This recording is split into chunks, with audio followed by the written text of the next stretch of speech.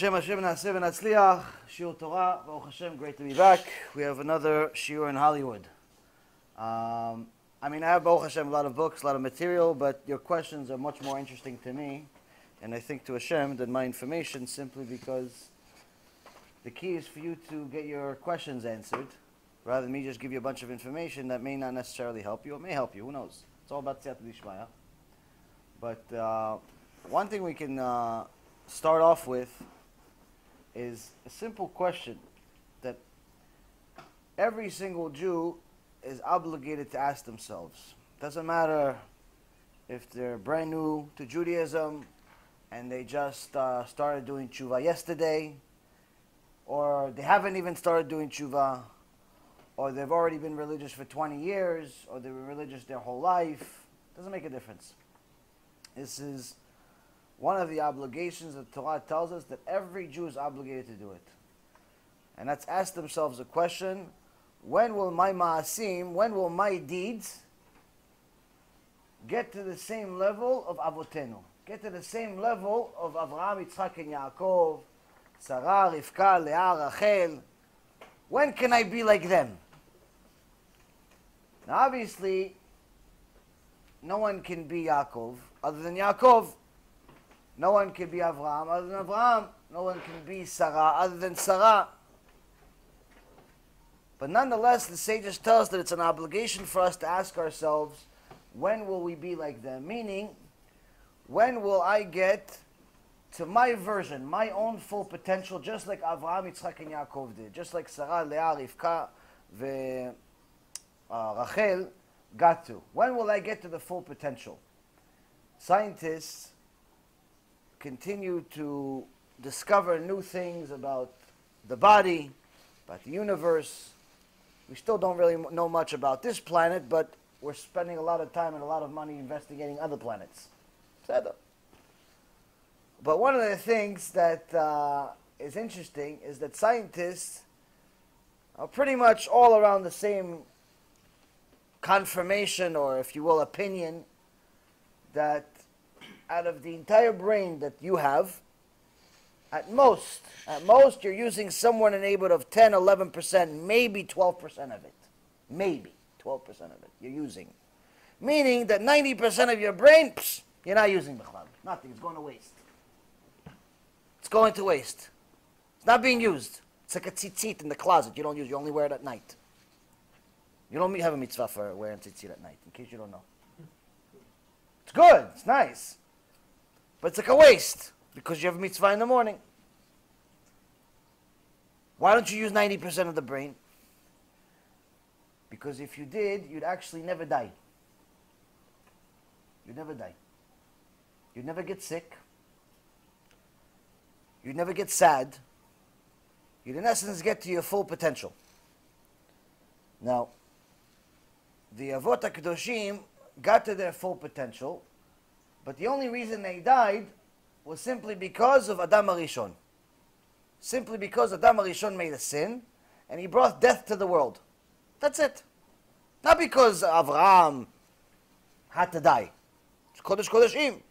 Not because Yitzchak had to die, or Rachel had to. No one had to die. But Adam HaRishon made a sin. Hashem said, okay, that's it, finished. We have to bring death to the world. Everyone has a gvul, everyone has a limit of how long they're going to live in this world, and so on and so forth.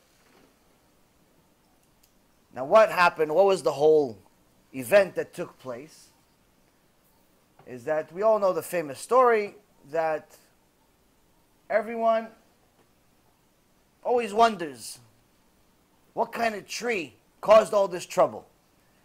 In Gan Eden, the snake, the serpent, convinced Chava, Eve in English, to go eat from the forbidden fruit, eat from the tree of knowledge.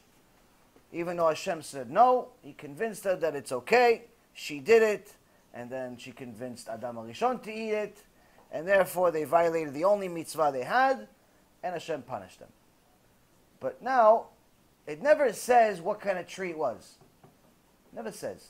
The Gemara says maybe it was a grape tree. Maybe it was wheat. Maybe it was wheat. It was grapes. Maybe it was te'ena, fig.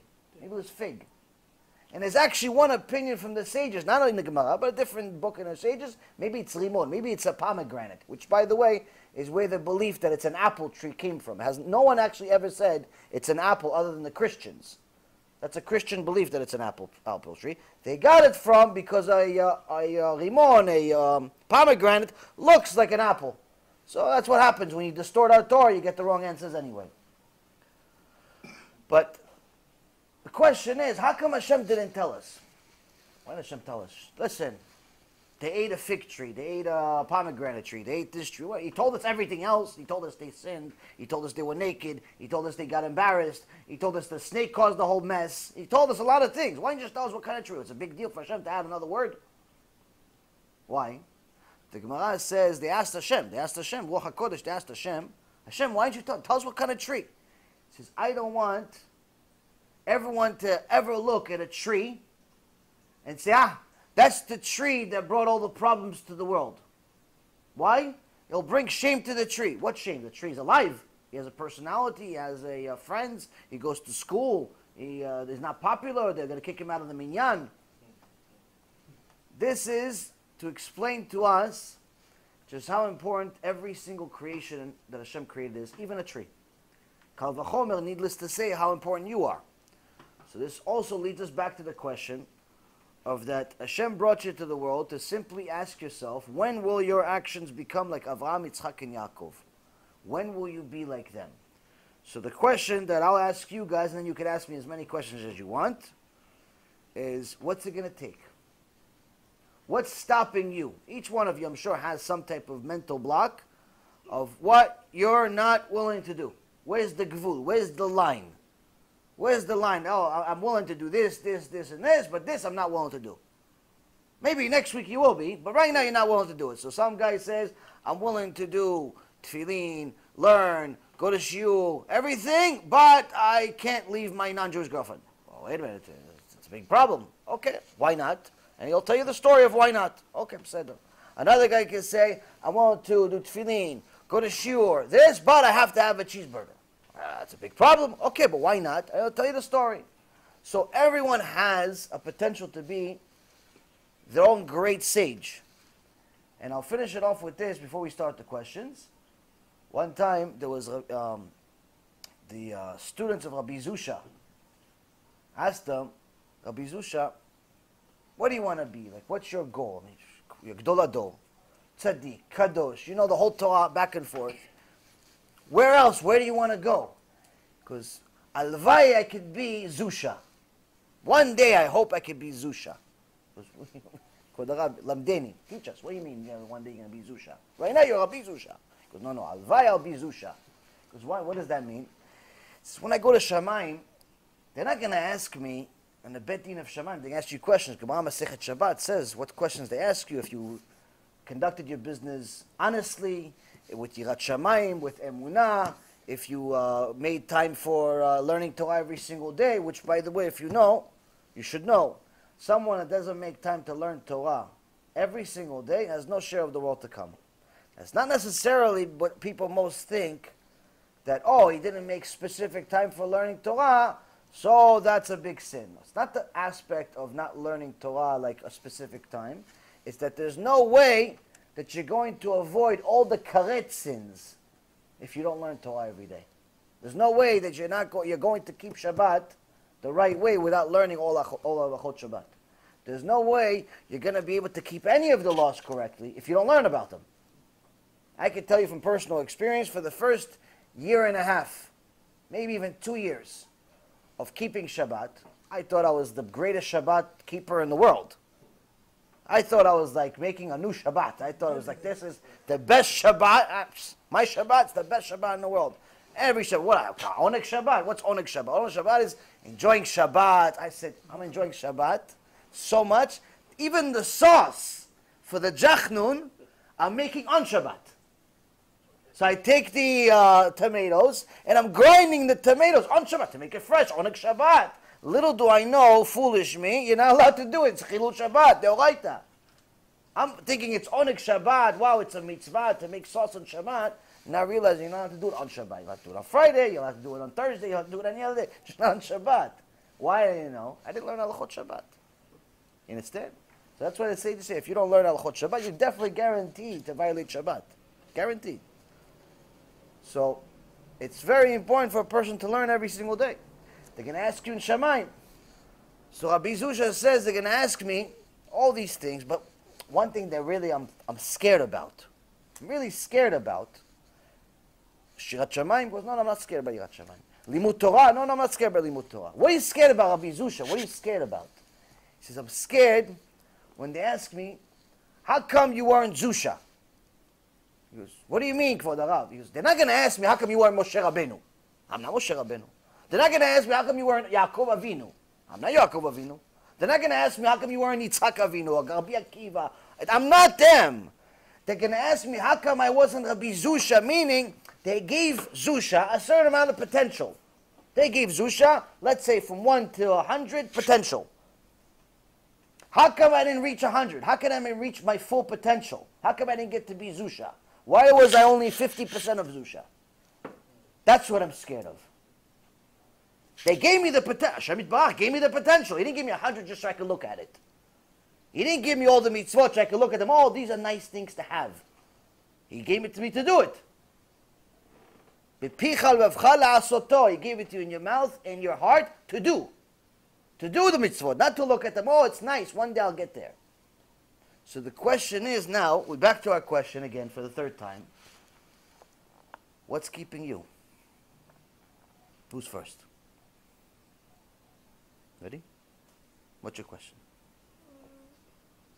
Right, Adam saw a tree, and Hashem told them no, and the snake said yes, or don't believe in God. Mm-hmm. And then he pushed her to the tree and bit it. And right, they didn't have clothes, and then they were embarrassed. And Hashem knew that they were in the bush. He was just telling them to get out.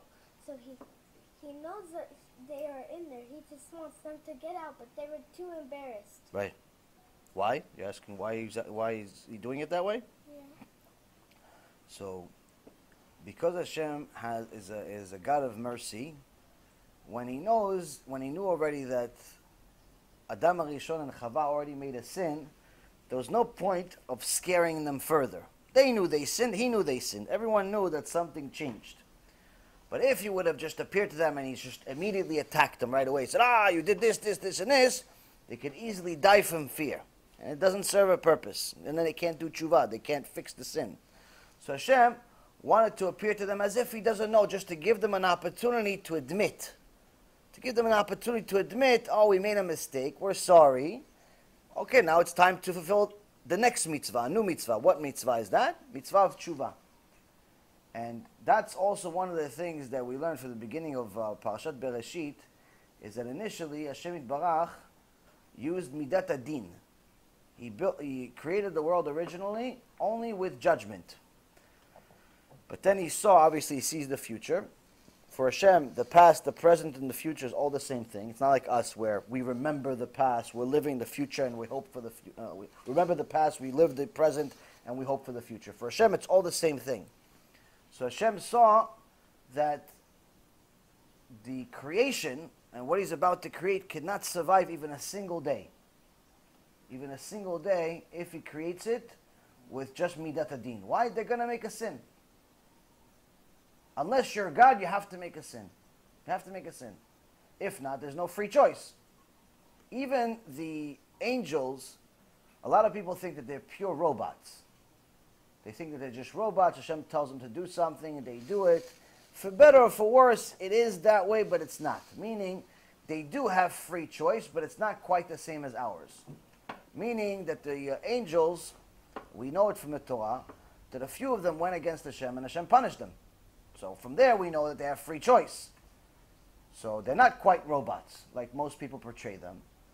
But what's the difference between them and human beings? The difference is that when an angel sins, he's punished immediately. There's no tshuva. There's no, come and admit what you did. Whereas a human being has the ability to do tshuva. A human being has the ability to repent for the sin. So it's a great question. is that why did Hashem come to them so slowly? Because in essence, He wanted to give them an opportunity to do tshuva. Now, if someone comes to Hashem realizing that they've made a mistake, and they come to Hashem at a young age, and they start doing tshuva, then the sages tell us that you get a lot more siyata d'ishmaya. You got a lot more help from Shamayim when you do tshuva at an early age.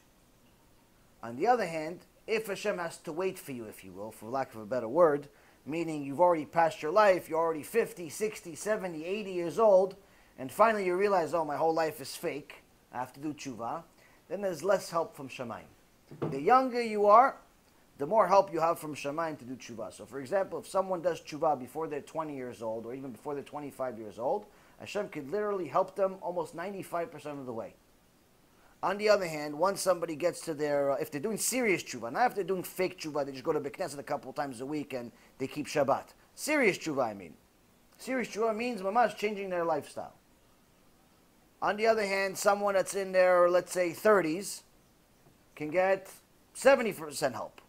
70% help from Shamayim. Somebody in their 40s, 60%. Somebody in their 50s could be 50%, 40%. But as it gets older, somebody goes in their 70s, finally realize the truth, is in Shamayim, and they've lived a lie. Potentially, they could get only 10 or 15% help. That's why it's very, very hard. And I'm telling you from experience, even I have, Baruch Hashem, a couple of people that are older that have done tshuva. It's very, very difficult for someone that's in their 70s and 80s to do tshuva. Even if they believe you, even if they agree with you, even if everything you're saying, they say, I can sign off that you're right. It's still very hard for them to change at that point. It's become part of their nature. And there's less siyata d'ishmaya, there's less help from Shamayim. Next question. With regards to the regular human being not using more than just 10 or 11% of their brain, Mm-hmm. Rav said that the Avot, they used 90% of They use a lot at more. least. I don't know if it's necessarily 90, but it's a lot more than what we can. That prophecy too, so that's also a part of the brain that we don't even know exists. Okay. So they had to die because of this Nevada Marsh. Okay. What about the 10 human beings who went to Shamayim without dying?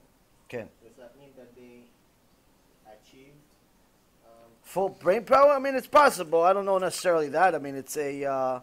It would definitely be a chidush. I mean, it's the 10 people that the Gemara says never died. Was a special miracle that Hashem performed specifically for them. I don't necessarily think it was because of brain power or anything like that. I don't think anything is because of brain power. The Avot HaKadoshim had much higher potential than what we can. And really a lot of the things that you read in the parasha are not really understandable to us.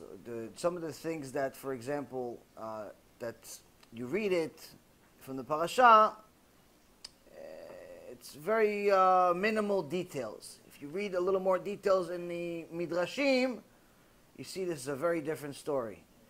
But even after you read it in the Midrashim, it's still not the whole story. What's the example? Example is when last week's parasha, Yaakov Avinu was traveling to go see his father, but before he got to see even Esav, it says that he fought an angel all night. Fought an angel all night. Who is this angel? The Midrash says it was Satan himself. Now, in other parts of the Torah, it says that the Yetzer Hara, Malach HaMavet, Satan is all the same thing, and its demut, its image, is literally from the ground all the way to the top of the earth. It's full of eyes, very, very scary. It's stronger than anyone that ever existed, smarter than everyone that ever existed. I mean, everything and anything better.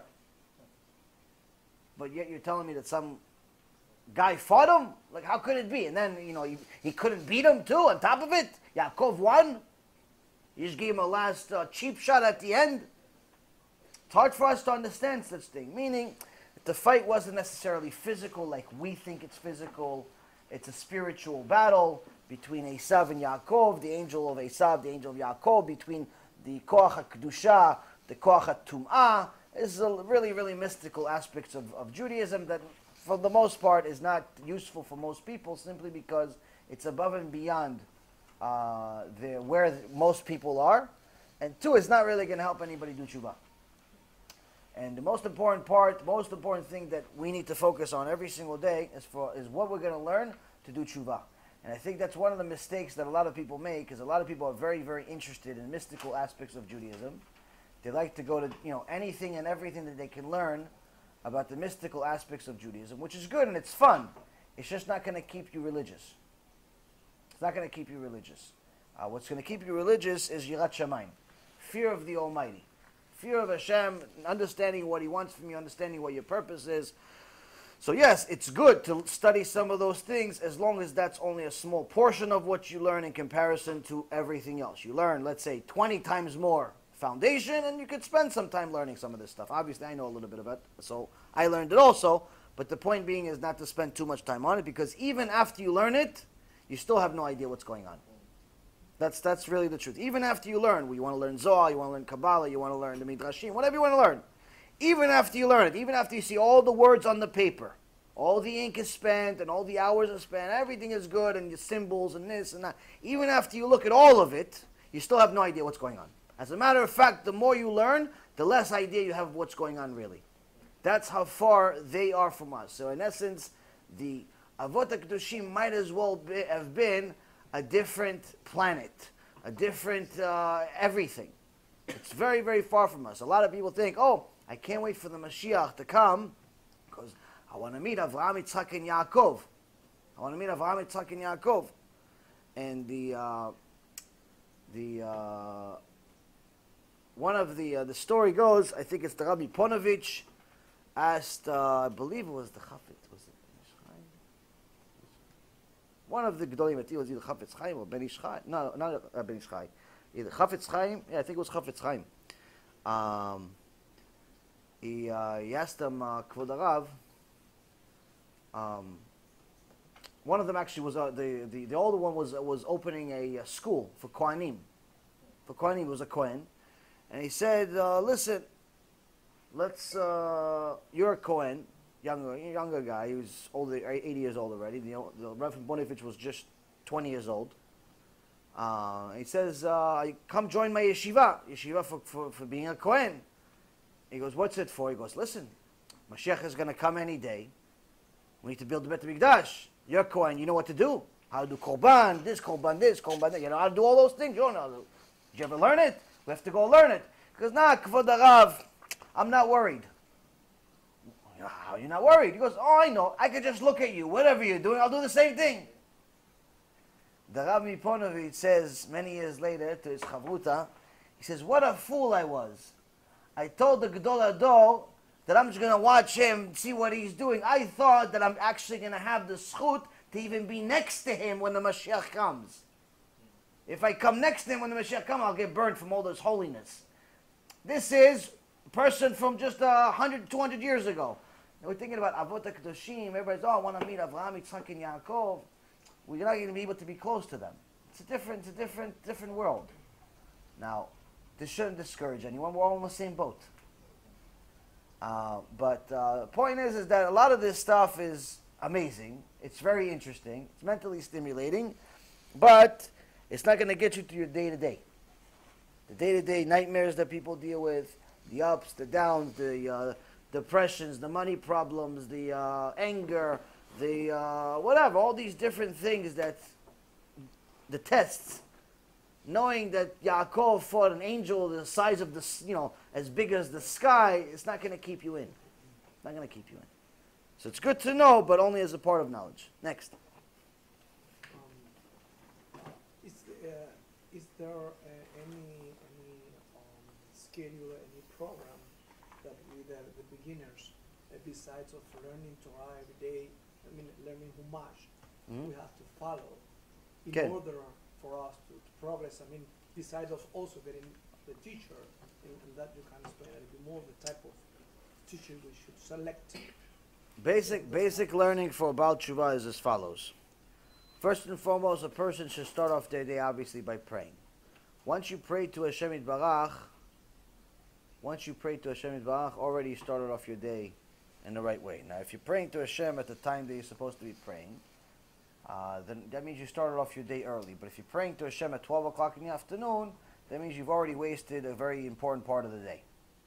So first thing is you start off the day early and you pray to Hashem. After you finish, it's good to start. It's good to start learning. At least put in an hour, if you can more. If you can't, a little less. But the point is, you put in a decent amount of time, not 5 minutes. Like a lot of people think that if they study 5 minutes after Shachrit, they've paid their dues. It's not enough. So if you can't do it after Tefillah, do it before Tefillah. Just do Birkot HaShachar. Do the prayers of the morning that allows you to study Torah. You have to say that Baruch Hashem that allows us to study Torah. There's 3 different blessings, and then obviously all the other Birkot HaShachar. And then you can study Torah before you pray. If you can't do it after you pray, because sometimes they finish prayer at 9 o'clock and you have to go to work. So if you can't do it, then study before they pray. Or go to an earlier minyan. Either way, start off your day by learning. Main thing is that you have to learn, based on Halacha Shulchan Aruch, is you must learn the Parashat Shavua. You must learn the Parashat Shavua every week, twice the regular parasha and one with commentary. So a good way that some people do it, I think Amos does it also, is that they read the one aliyah per day. To break it up, so you don't spend one day just on the entire, or 2 days just on Parashat Shavua, and you don't have any other time for anything else. So some people break it up that day, where each day they read one aliyah. Just like on Shabbat they have 7 aliyot.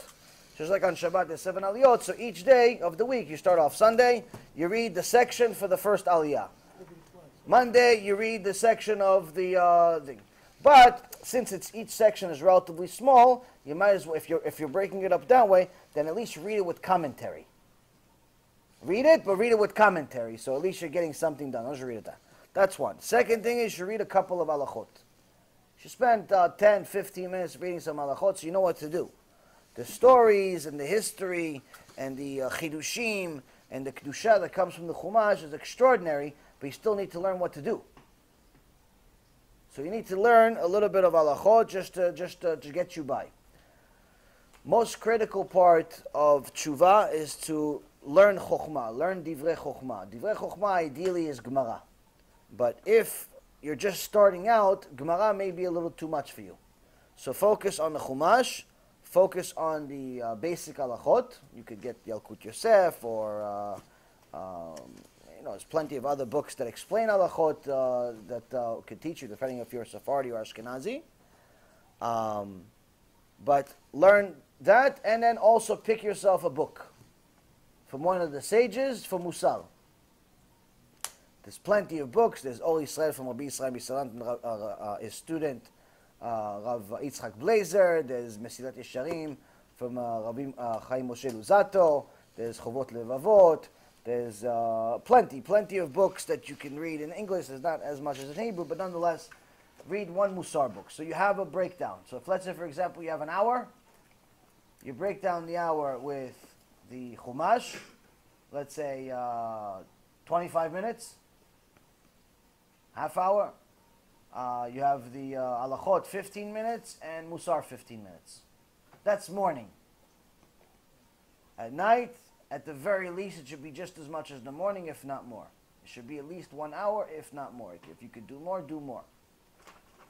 That's if you're already at the level of doing 2 hours a day.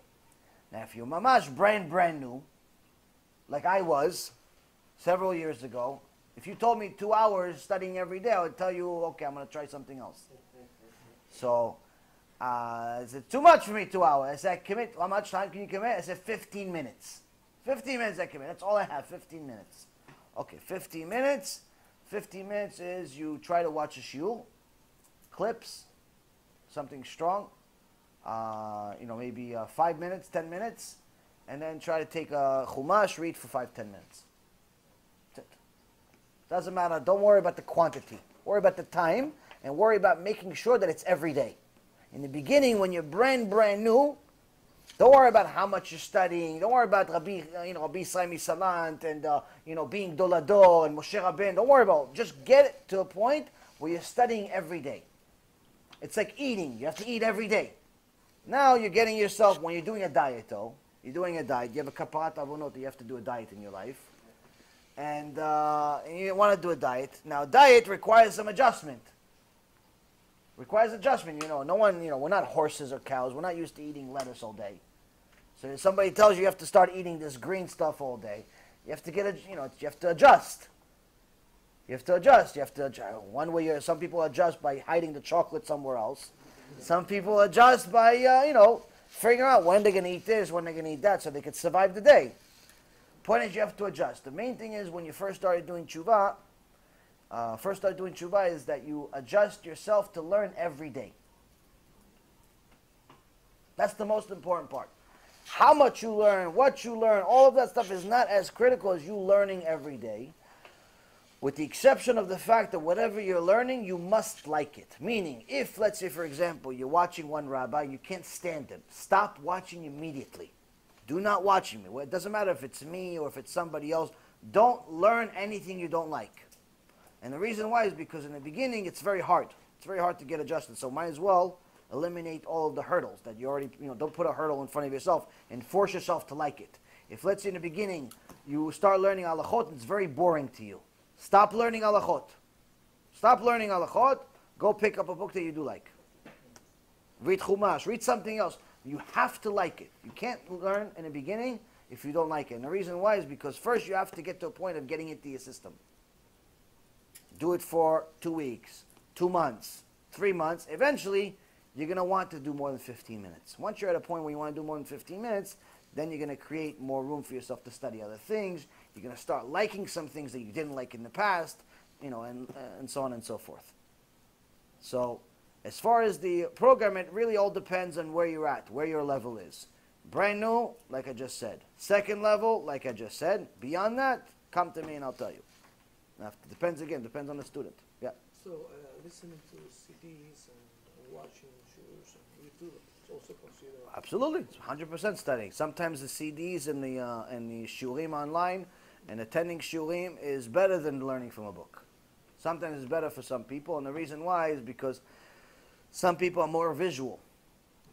They're more visual than they are receptive based on their on the books. And sometimes also, if it's a high-level shiur, the high-level shiur is going to teach you a lot more than you can learn on your own in the book, which is the reason why it's a very big mistake for people to not go to shiur Torah. As a matter of fact, it doesn't matter what level you're at, even if you're a huge Talmid Chacham. Every single person must attend a shiur Torah at least once or twice a week. At least once or twice a week.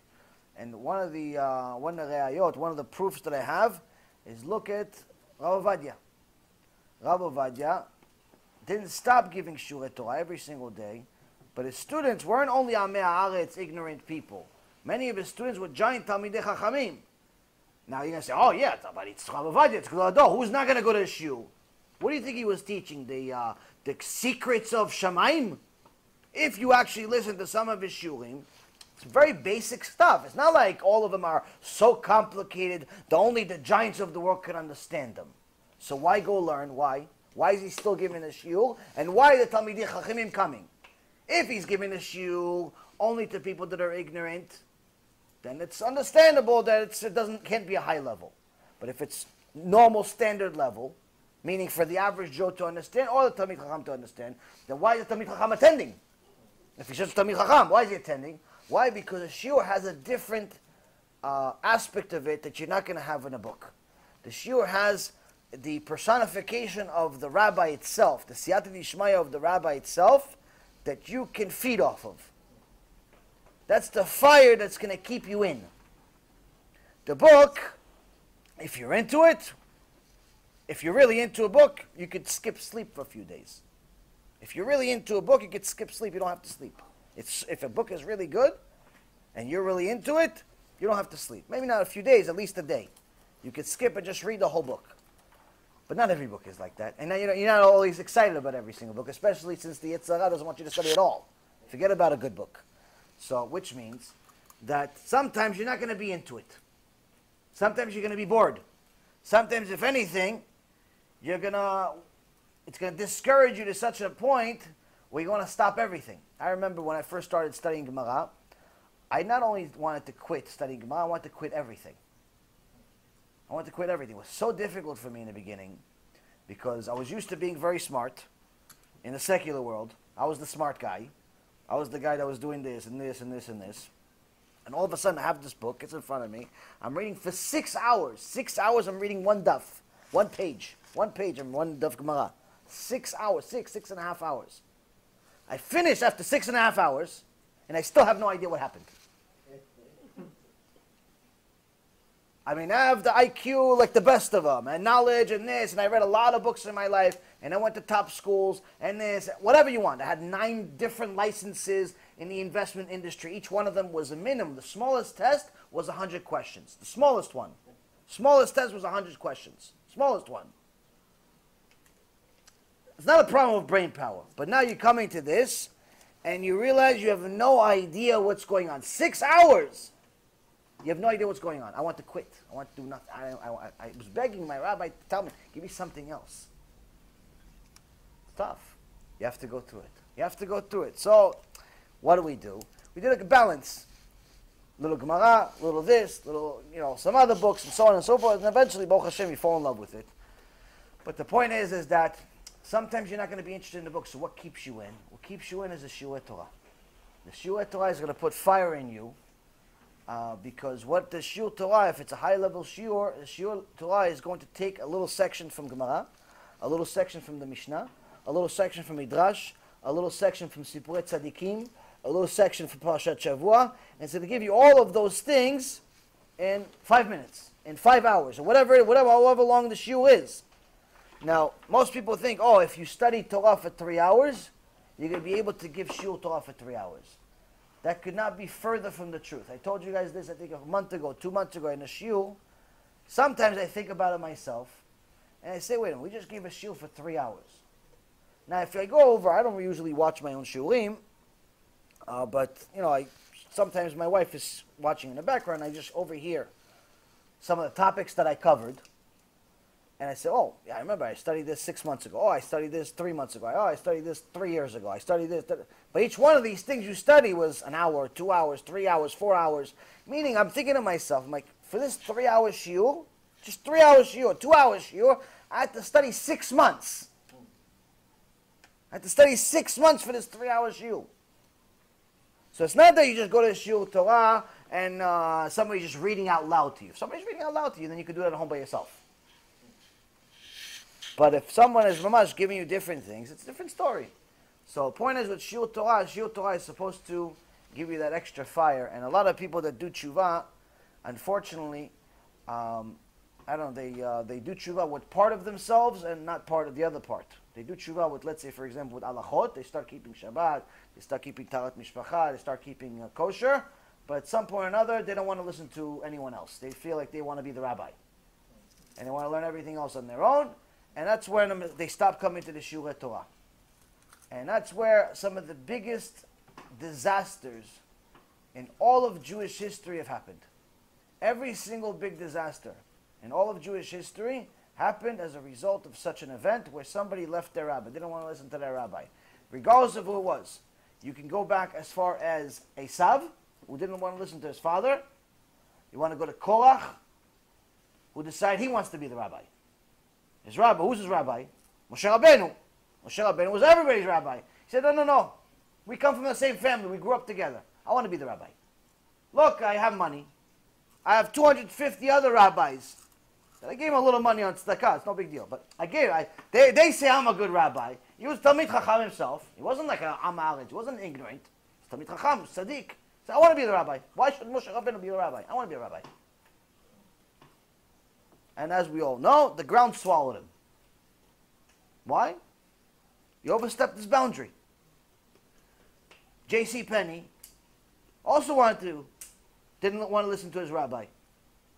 Every major disaster always happened that way, always. So I see it a lot, unfortunately. I see a lot of guys doing tshuva, and I hear the stories, I see the stories myself, and they advance, and they abandon the hand that feeds them, which is a very big mistake. So the shiur Torah is much more important than any book that you're going to read, because the book, you're going to finish it at some point. You're going to finish the book at some point. But the rabbi is not supposed to be finished. So that's where the shiur Torah comes in. That's why it's not only considered a learning, but it's also considered the ashkafa, the stuff that's needed necessary for your foundation, to build a good solid foundation. Next. To every rule there is an exception. Okay. So there's a lot of people who cause a lot of problem to the nation of Israel because they walked away from the rabbi. Okay. What are some of the exceptions? Meaning, when is it kosher for someone to walk away from a rabbi that he studied out with? So there's a couple of things. So one is if the rabbi is a kofel. If the rabbi is a heretic, then you have to walk away from them. It's not that you should, you have to. So for example, there's one rabbi one student that sent me a message, I don't know, a day or two ago, and told me that their rabbi is telling the kehillah that he heard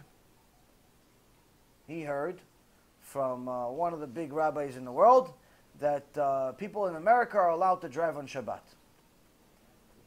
As long as they're driving for the sake of bringing people food, as if these people can't get food anywhere else, or they can't eat cold food apparently, and they can't heat the food before somehow. I don't know. We live in a desert apparently, or a third world country, or he's coming to the Knesset. So in essence, she asked me, is there such a leniency? Is there such a thing?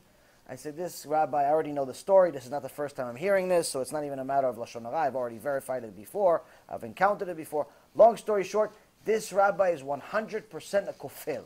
It's not you should walk away from such a rabbi. It's you're obligated to walk away from a rabbi like this, because such a person, you're not even allowed to be within 6 feet of him.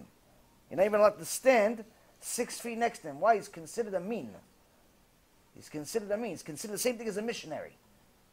He's not even considered like a Jew. He's considered 100% a missionary.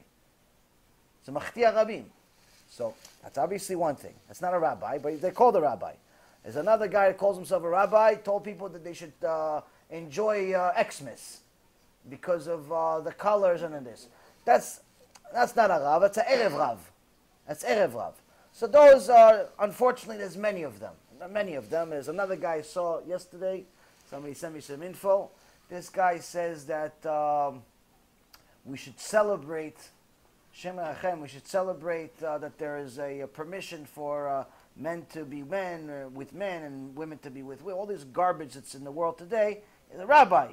He's saying we should celebrate it. It's like a mitzvah. He did a bracha on the microphone. He did a bracha. I'm dead serious. He did a bracha. He did a bracha. This is that they permitted the law. I'm not joking. I'm not even exaggerating. I wish I was exaggerating. He did a bracha on microphone. He said Baruch Hashem, and then he gave a whole bracha, like mamash bracha, 5-minute bracha.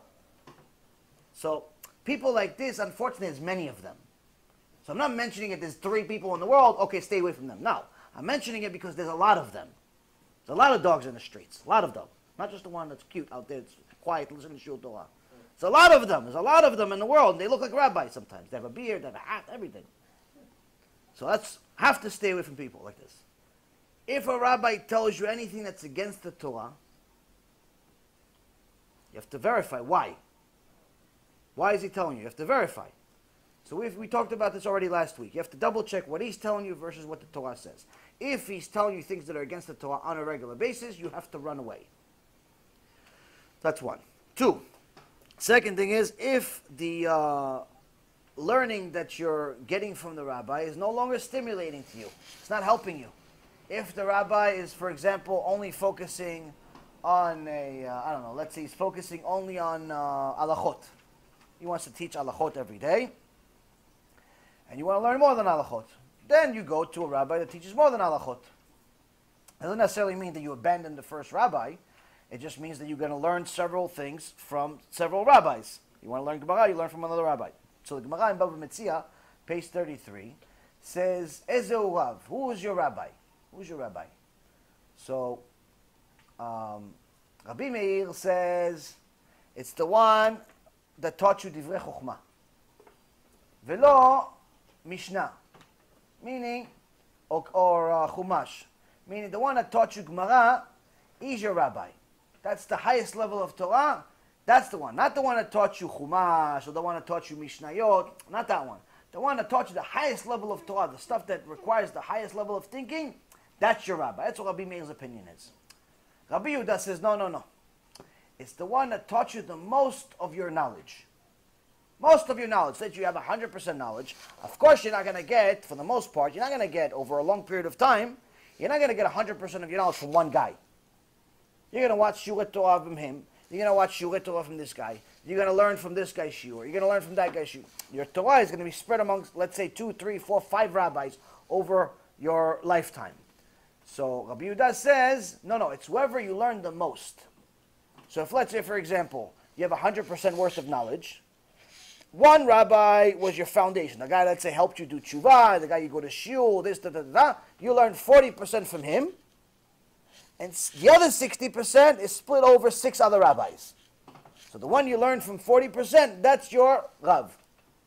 The other 60 are also good, but the one that you learned 40%, that's your Rav. But then Rabbi Yossi gives a huge chidush. Rabbi Yossi says, anyone that you learned 2 mishnayot from, anything, any 2 things you learned from him, that's your Rav. What's the chidush here? What? That's it? Anyone that teaches you 2 things, that's it, he's your rabbi, you're going to call everybody rabbi now. He says, that's exactly the point. All 3 of them are right. All 3 of them are right. Rabbi Meir says, you obviously have to have a rabbi that teaches you divrei chokhmah. You have to have somebody different. You're gonna just learn Sipurei Tzadikim your whole life. And some people go to Sipurei Tzadikim. They learn Sipurei Tzadikim 20 years. Okay, it's great, but it's not going to teach you how to keep Shabbat. It's wonderful, but it's not going to get you to have Shlom Bayit. It's great. The sages say Sipurei Tzadikim, the stories of the sages, is like Maaseh Merkava. It's like what happens in Shamayim. It's amazing. You learn a lot of things from Sipurei Tzadikim, but still you need to know the basics of how to survive life every day. So, of course, you have to learn Gemara. On the other hand, of course, logically, you can have multiple rabbis in your life. Like what Rabbi Yehuda said. You can have multiple rabbis. One you're going to learn a lot from, and the others you're going to split it among. Fine. What's the chidush that Rabbi Yossi says? Rabbi Yossi says that in order to be a rabbi according to Hashem, all you have to do is teach. In order for you to call somebody else a rabbi, all you have to do is learn. Doesn't matter smicha, no smicha. Doesn't matter if he's a rabbi in Israel, he's a rabbi in America, or he's a rabbi in Kuwait, he's a rabbi in here, he's a rabbi in... If he teaches and is divrei chokhmah, if he's teaching stuff that's in the Torah, not just stuff that he's making up out of his head in a Target store, if he's mamash teaching Torah, he's a rabbi. That's what it is. So you have the chidush is that there's 3 parts of the same Mishnah. Next. You guys are hogging all the questions. Anybody else have any questions? Go. No. Say that. Yeah, I heard about about the 48 sacrifices. No. You have to do in order to learn Torah. Have you heard about it? Repeat that again. About 48 sacrifices. Okay, that's the Mishnah in Avot. Okay. Chapter 6 of Avot. We're going to get to it in about 2 months. Okay. So let's wait. Okay, well, I can tell you a few of them that already get you scared. There's 48 things that you need to do in order to earn Torah. What does it mean to earn Torah? I already did a bracha for the day, so it comes to this. I did a kavanah for anything that's called. So, what does it mean? No, I don't want you guys to think I'm drinking, not making a blessing. What does it mean, earn Torah? Earn Torah means you become Talmid Chacham. Talmid Chacham. Now, a lot of people today say they love God. If you actually ask most people, as a matter of fact, let's do it right now. Who loves God? Raise your hand. Whoever hates God, don't raise your hand. No, if you love God, raise your hand. You love God? Love God? Love? So far, even the sleeping one raised their hand somehow. Everybody love God, right? Okay, Baruch Hashem. Okay. So Rambam in the Mishneh Torah, I think it's over here somewhere. Rambam is one of the biggest rabbis. Rambam is the greatest. So Rambam, he tells us actually a little bit. He tells us about a little bit about loving God. Okay. So what does it mean to love God? Most people, you guys all think you love God, right? So Rambam tells us what's loving God. What's loving God? We're getting there. So in chapter 10 of Ilchot Teshuva, it says the following.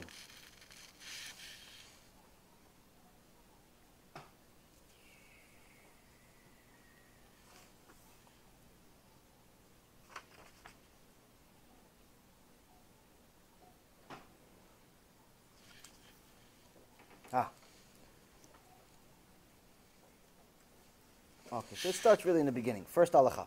So a person should not say, I will fulfill the mitzvot of the Torah and occupy myself in its wisdom in order to receive all the blessings which are in the Torah. Meaning a person shouldn't study Torah and fulfill the mitzvot in the Torah because they're going to get benefit from it.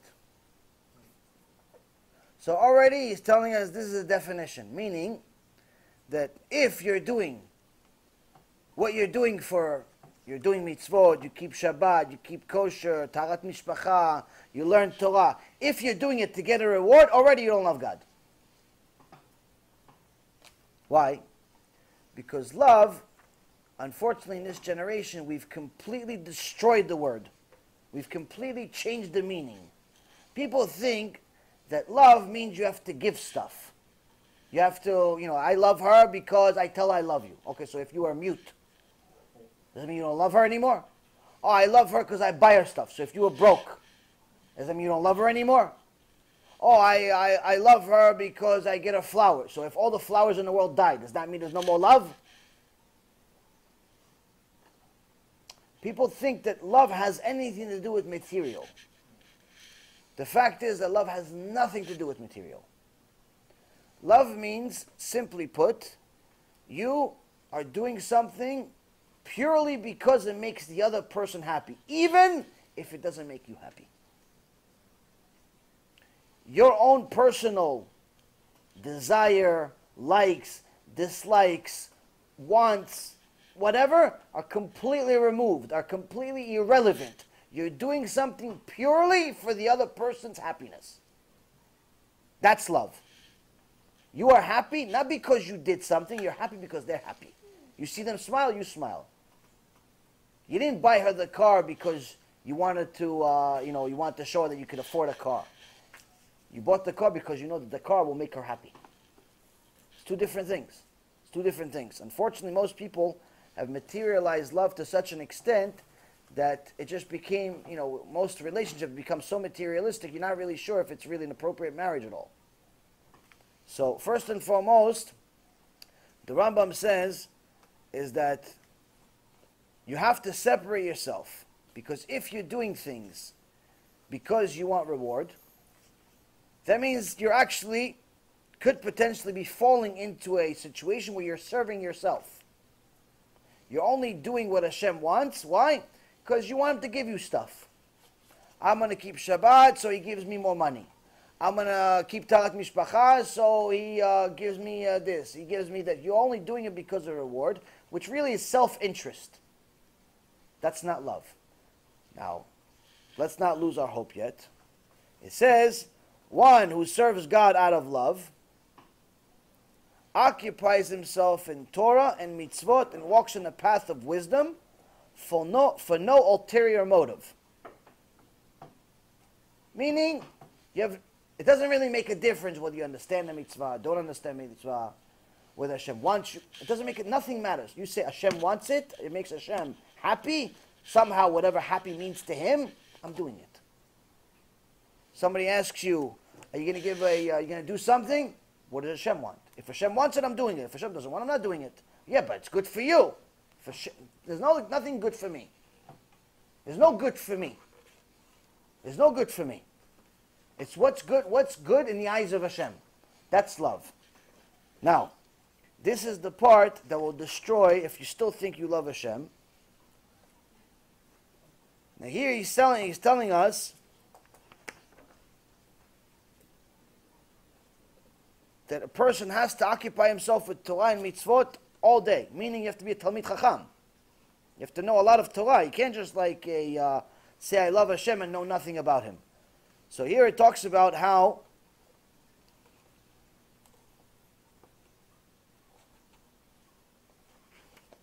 the serving of Hashem out of love is really for the high-level Chachamim. It's not for the average Joe. It says, anyone that occupies, Halacha 5, anyone who occupies himself with Torah in order to receive a reward or in order to protect himself from punishment is considered as one who is not occupied for the sake of God. Meaning he's not serving God out of love. He's serving Him out of yirah.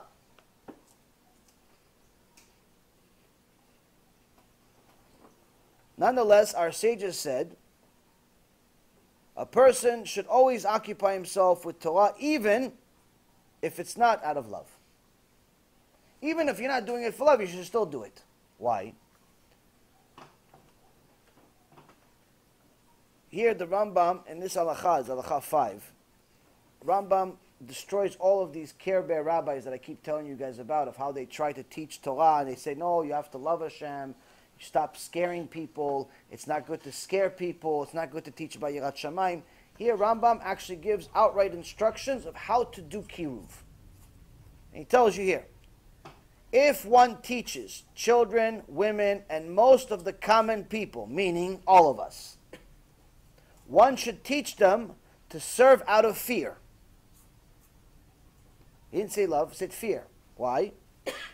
In order for them, and also fear, and also for them to receive a reward. Meaning the opposite of what we just read up to now. Teach them to serve Hashem because they're scared and because they're going to get a prize for doing it. Why? We just said it's not good. Because as their knowledge grows and their wisdom increases, the secret will be revealed to them slowly, bit by bit.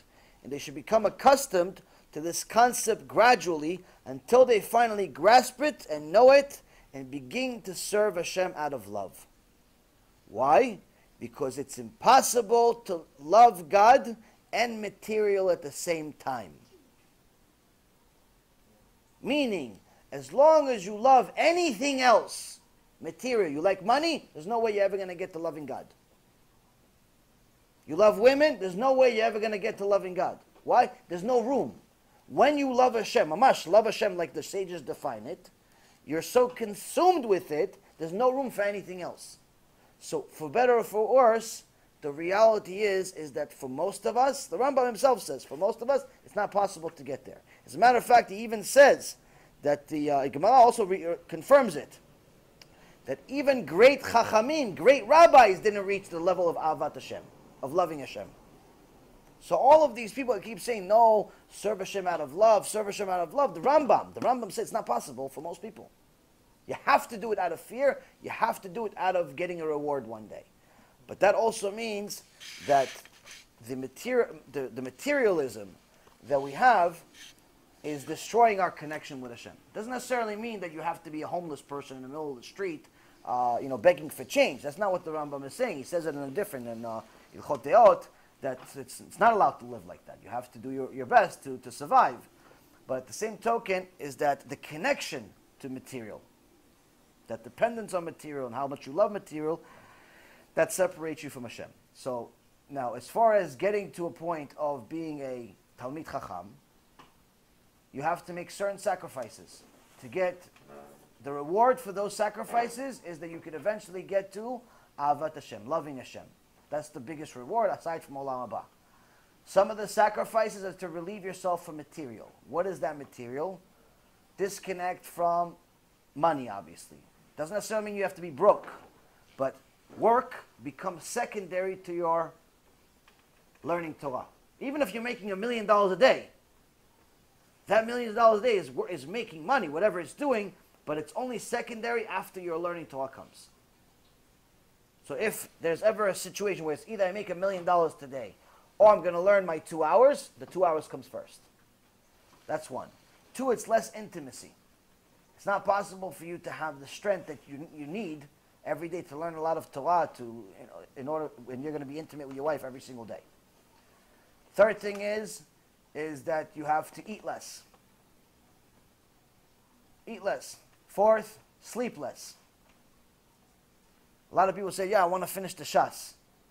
Okay, so you're going to have to sleep less. No, I want to finish the shas and sleep. It's not possible.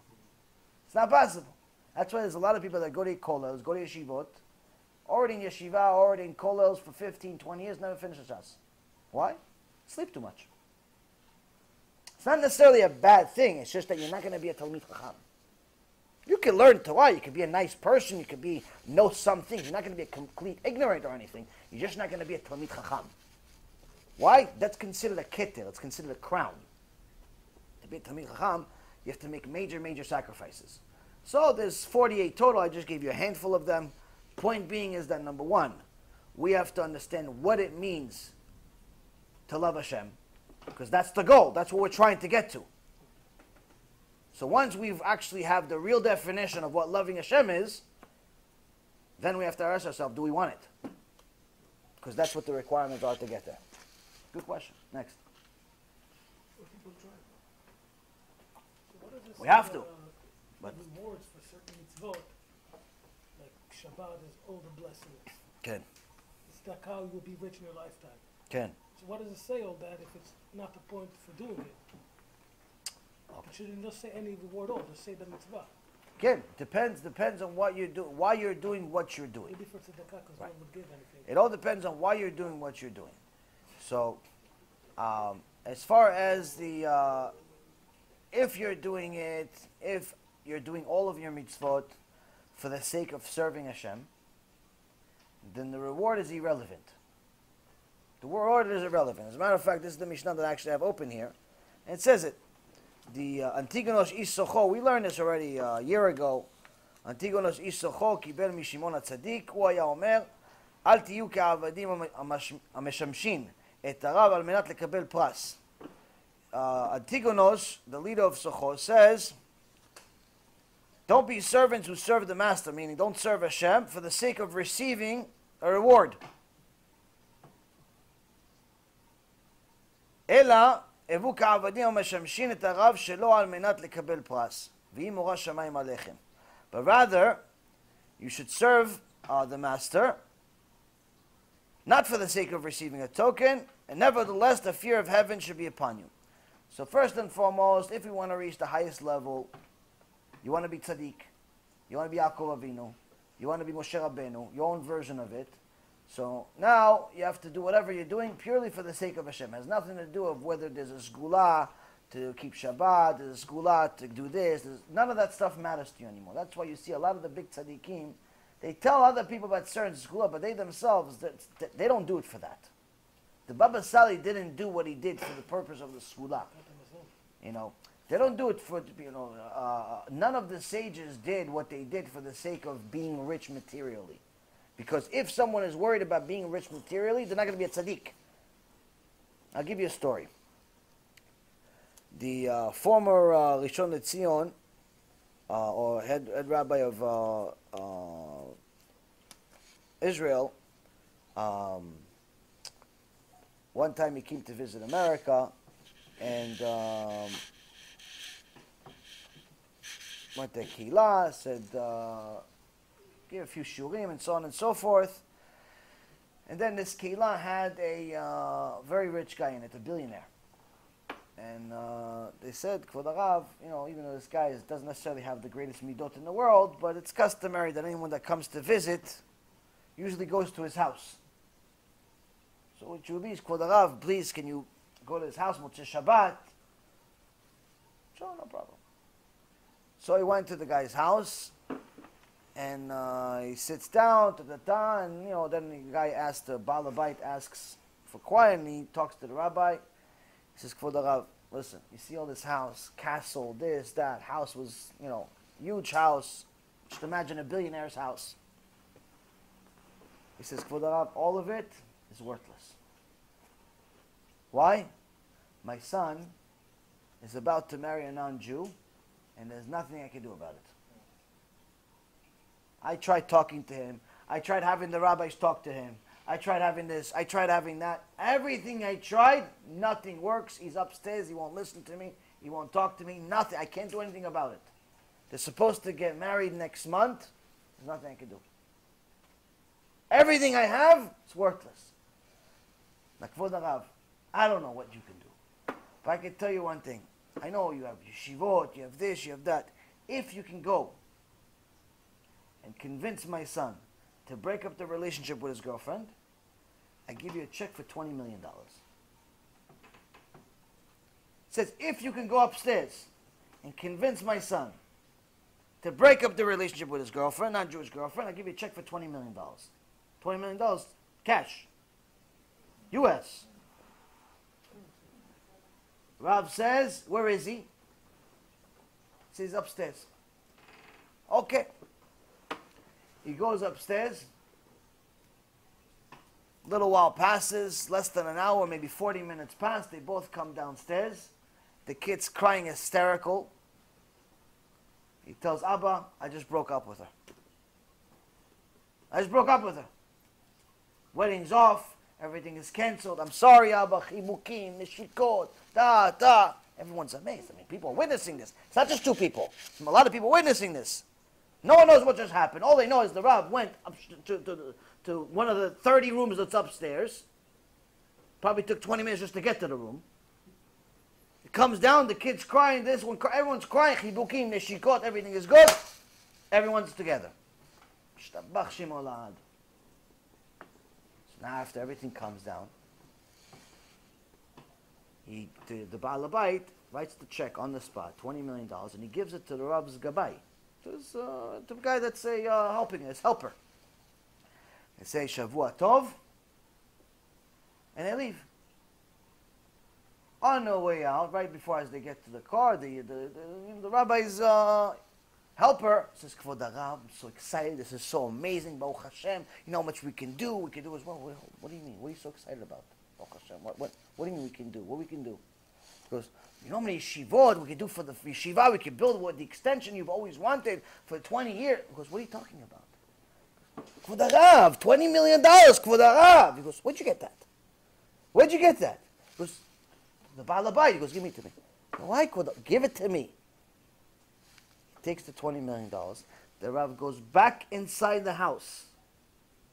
Goes back inside the house. Hello? Oh yeah, Kvod Harav, everything okay? He goes, hey, this is yours. He goes, what do you mean? This is yours. He gives it to him in his hand. He gives him $20 million in his hand back. He goes, but why? Said that whatever, you didn't, but why? Why not? Why? The other rabbis take money. What's the big deal? I'm sure you have yeshivot to build. I'm sure you have things to do. What's the problem? Take your money. I'm not. B'chavod, I have plenty. I didn't do it for money. Said that, but it's okay to take money. He goes, no. I didn't do it for money. If I did it for money, your son wouldn't have come down. I wouldn't have the koach from Shamayim, the siyata dishmaya, to affect your son to come down and leave the Goya in 2 seconds. You understand? So, materialism distances us from Hashem. This doesn't necessarily mean that it's bad if we use it the right way. At the same token, a person needs to understand where they stand, where they are right now, where they need to be. So the question still remains, what's holding us back? What's holding us back from getting to our full potential? Each one of us has something that's stopping us. Some people, they just don't know what to study. Some people, they were steered the wrong way. Some people have intermarriage issues. Some people have learning issues. Some people have money issues. Some people have whatever issue. Everyone has an issue. What's the next issue?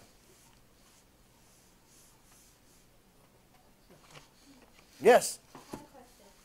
A lot of people, when they become religious, they lose everything. They lose the money, they lose everything. And a lot of people stand aside and they see this happen.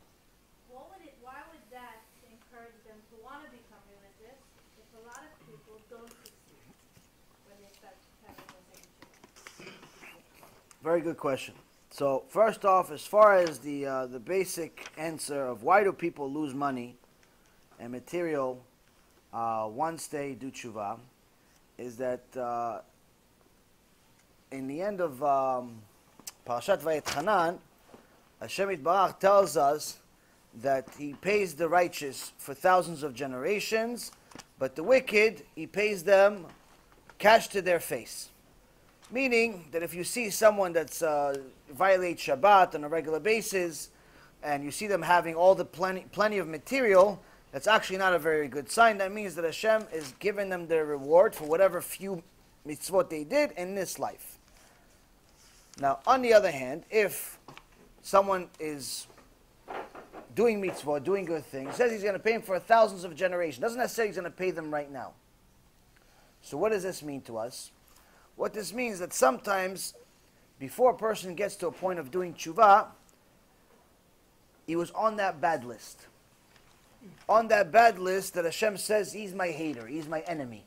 So I have to pay him cash to his face. I have to give him reward now. I have to give him $1 million now, $10 million now, $30 million now. I have to give him a bunch of money now, a bunch of material now. Now if that person, Baruch Hashem, wakes up, somebody slaps him in the face and he wakes up, mamash, he says, Shtabach Shemo, I woke up, I know what the purpose of life is, and it's not the $30 million that I have. Purpose of life is to learn Torah, do mitzvot, fulfill the will of Hashem, to live eternally instead of for just 70, 80 years, and so on and so forth. He starts doing tshuva. So now Hashem says, okay, I started paying you already. I have to take it back.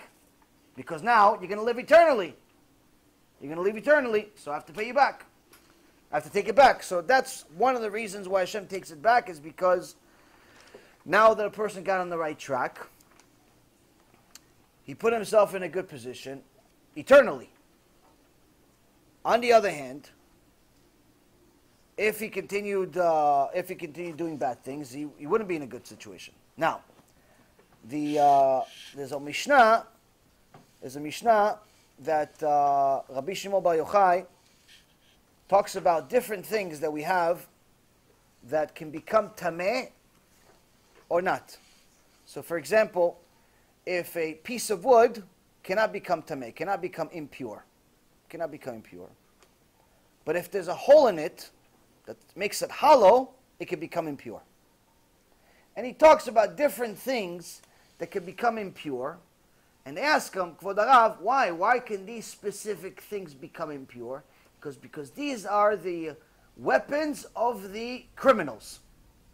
The one that has the pole that has a hole in it, the criminal uses it to make it lopsided for weighing things. So he makes it seem like he has more than what he does.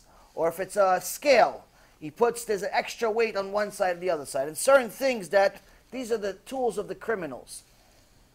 And he says, in the end of the Mishnah, he says, Oili momar, oili lo omar.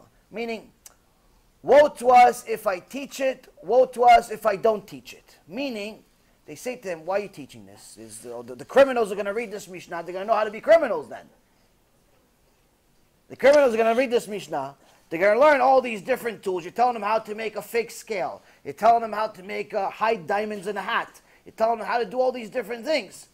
So he says, woe to us if we teach it, woe to us if we don't teach it.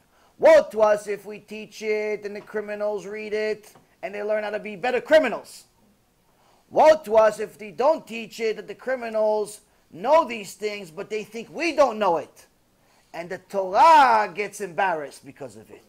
It's better that they know how to become better criminals than they look at the Torah unfavorably.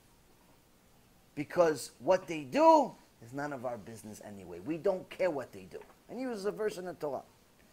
So in essence, for all of those people that look at a religious guy that did tshuva, Baruch Hashem, and he started losing his money, and they say, oh look, he did tshuva, he lost all of his money. Chazal says we don't care what they think. Why? Because in reality, they really know, inside, they know it's not true. They know he didn't lose all of his money because he did tshuva. One thing has nothing to do with the other.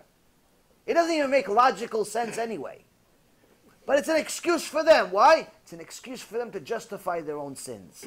They were just looking for one. They were looking for an excuse. Before he did tshuva, their excuse was they didn't know. After he did tshuva, the excuse, oh, now I know, but look what happens. Might as well not do tshuva. Really, it's just an excuse to justify their life. We don't care what they say. We don't care what they do.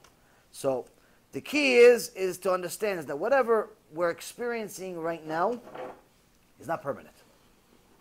That's how you can survive the battle. All battles in life, the most difficult aspect of them is the mental battle. And the reason why is because our Yetzer Hara is working really, really hard to convince us that whatever we're experiencing right now is permanent. So if we're happy, if we made a lot of money, every guy that makes a lot of money thinks he's going to be rich forever. I can tell you from personal experience, when I had a ton of money, in 2006, mamash, hour before my surgery. An hour before my surgery, I was convinced I was a couple of years away from already threatening Bill Gates. I was convinced I was going to be the richest, this, that. I was convinced. Why? I made so much money already by the time I was 26. I have a business that's worth $40, $50 million. I'm making money just for walking in. Everything is great. What could possibly go wrong? I'm 26. What goes wrong in a 26-year-old body? What could possibly be wrong? An hour later, something changed. An hour later, something changed. So I thought it was permanent. Hashem says, it's not. On the other hand, when I was going through a nightmare of health issues, every single day was mamash, my own version of Gehenom that was personalized to me, Baruch Hashem. And I was very, very hopeless, wanted to leave this world in a speed train, and didn't want to wait for Hashem to decide. I wanted to decide for myself. Why? I was convinced it's permanent. I was convinced the pain is never going to go away. I was convinced that the emotional pain, the mental pain, every pain is never going to go away. Why? Because the same Yetzer Hara that made me think that I was always going to be successful, healthy, and everything great is the same Yetzer Hara that was working when I was down. The beauty of Torah is the Torah gives you a reality check.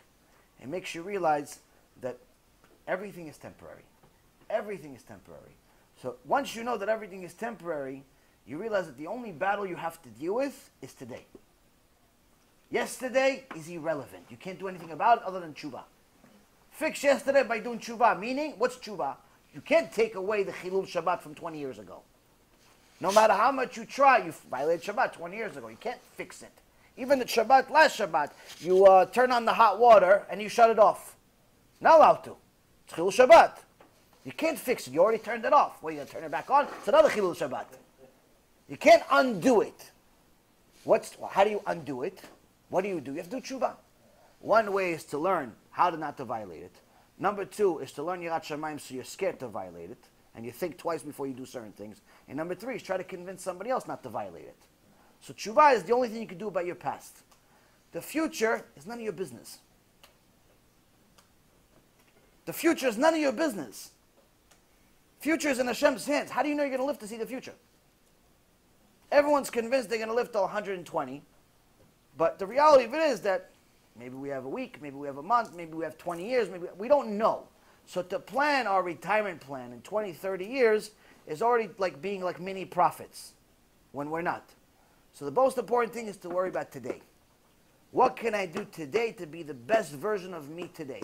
Of course, there's a certain level of planning you need to do. You can't necessarily eat all of the food that you have in the fridge today and hope that Hashem miraculously fills it up for you by tomorrow. You have to be smart, but you get what I mean. Main thing is to worry about today, because once you worry about today and all your mitzvot of today, all of your obligations of today, that gets you out of the depression zone. That gets you out of the stress zone. That gets you out of all of those mindsets that keep you pretty much to a point where you're a deer in headlights. When you're too focused on the past, you get so down that you don't want to move forward. When you're too focused on the future, you get so stressed out that you can't move forward. Which is exactly what the Yetzer Hara wants you to do. He wants you to stay exactly where you're at. He wants you to get to a point, just sit there and do nothing all day. So, important part is to worry about now.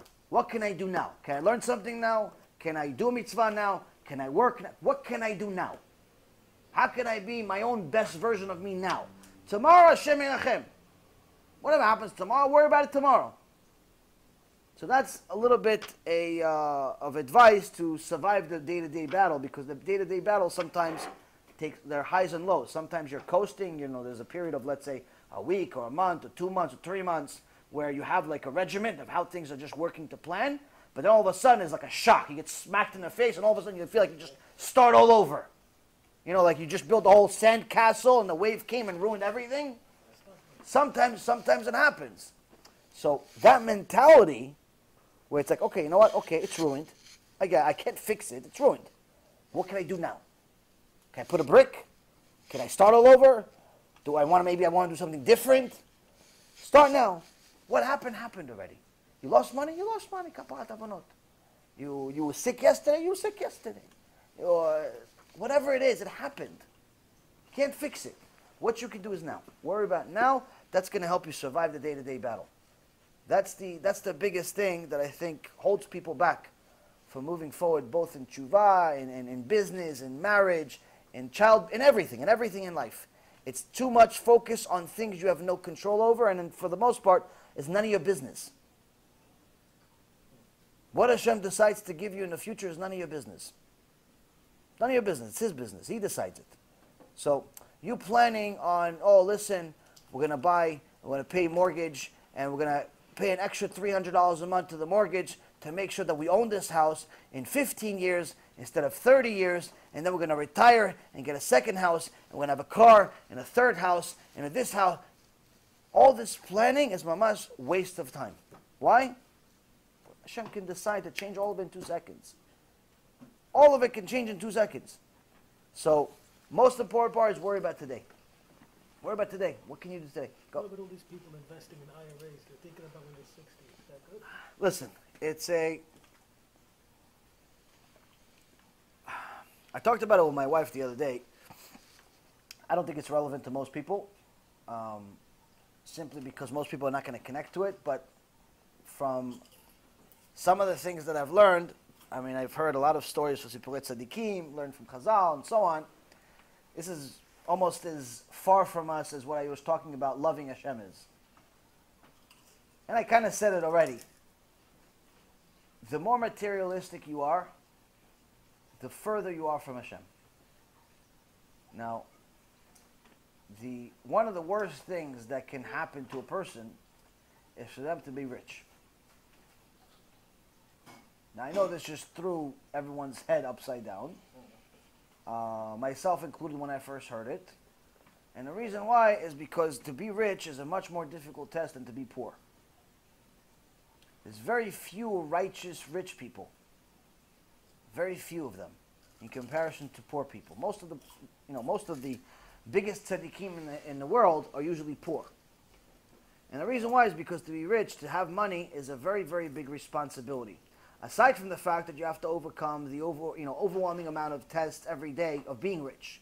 When you're rich, you have a lot more possibilities to sin. You have a lot more opportunities to sin when you're rich. You just look at what's happening in Hollywood right now. All of these people are not poor. They all had the power because they were rich. They all had the power because they had a ton of money. So, to have that many tests that you have to encounter on a day-to-day basis, it's not, unless you're mamash, a really serious tzaddik, most likely you're going to fail. Most likely going to fail one of these tests, whether it's the intimacy issues or this or that, whatever. There's 1.5 million tests that you can fail as a result of having so many tests. So that's one. The second thing is that the responsibility of a rich person is much bigger than they think. Meaning that if you're a rich person and there's somebody within your circle of influence, someone that's within your reach that is struggling, the onus is on you. Meaning the responsibility of that person suffering is on you. When you get up to Shamayim, they're going to punish you because you didn't give him.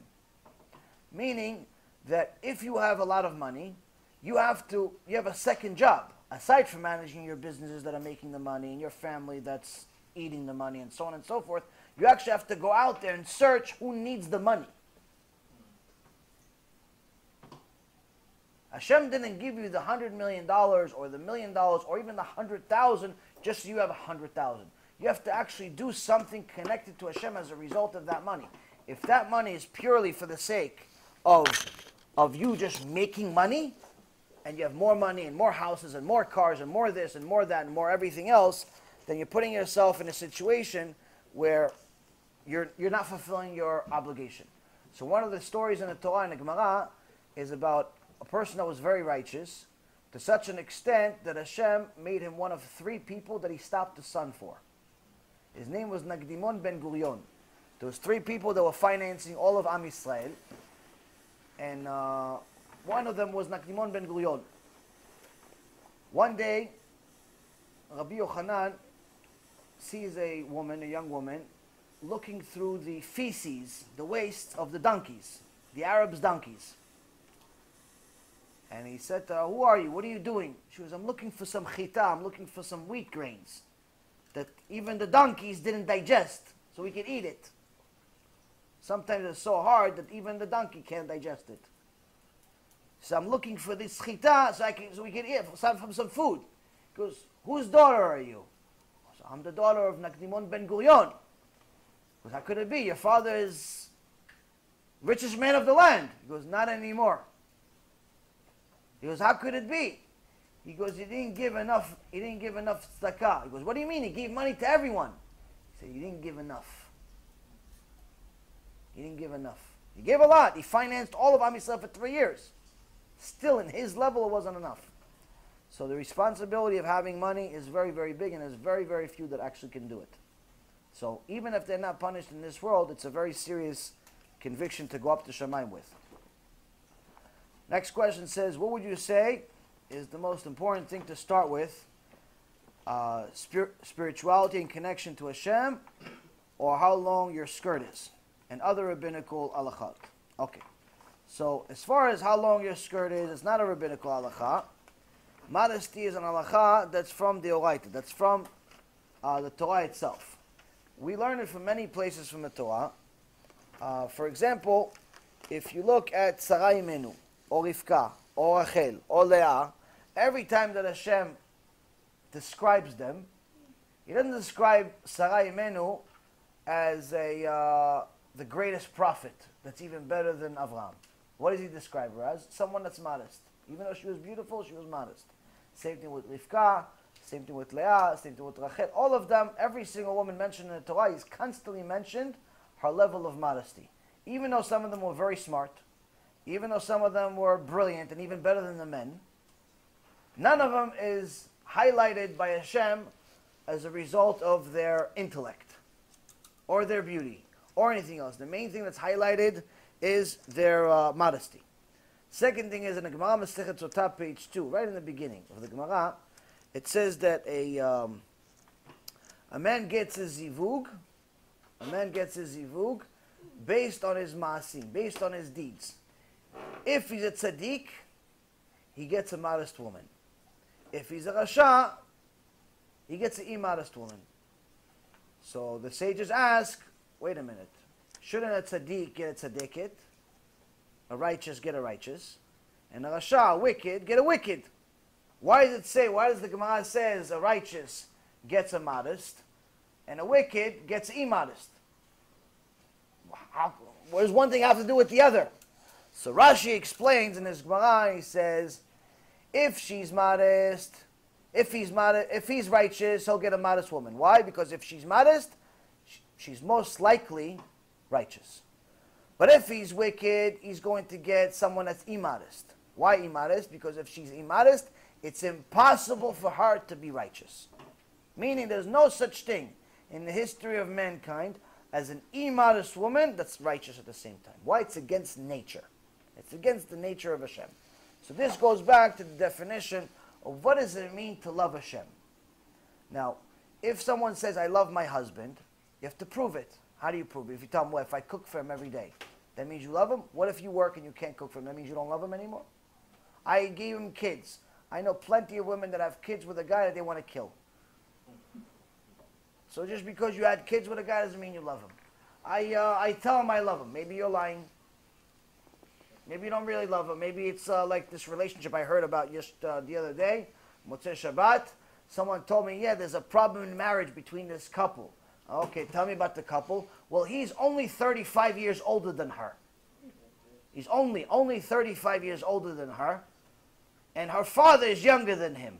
But they're having marriage problems. I said, yes, she's like his granddaughter. Of course they're having marriage problems. And the Gemara says he's one of 3 people Hashem hates. There's certain people that Hashem hates. He says an old man with a young woman, Hashem hates him. He thinks it's disgusting. So now, if people look at the equation here, she says she loves him, but it doesn't mean she loves him. She loves his money. or vice versa. So, when we say we love Hashem, it obligates us. We have to prove it. The same way we have to prove we love our spouse, we have to prove that we love our Creator. And that means that we have to do things purely because it makes them happy. Purely because they want us to do it. Not because we want to do it. Not because we like to do it. But purely because it's good, they feel they need it. So with Hashem Yitbarach, He doesn't need anything from us. But for us to go against Him and against His laws at the same time while we're saying that we love Him, it's not possible. So in the Gemara, it talks about how every time a person keeps Shabbat, he's acting as a witness and as a partner to Hashem in creation, because there was no witnesses back then. So every time you keep Shabbat, you say, Hashem, I believe that you created the world in 6 days and rested on the seventh. Meaning that every time somebody violates Shabbat, in the eyes of Hashem, it's as if they're going out in the middle of the street and say, hey Hashem, I don't believe you did it. That's what the Gemara says. I don't believe you did it. Every time they turn on the car, every time they go to the casino, every time they do something to violate Shabbat, it's as if they're screaming to Hashem.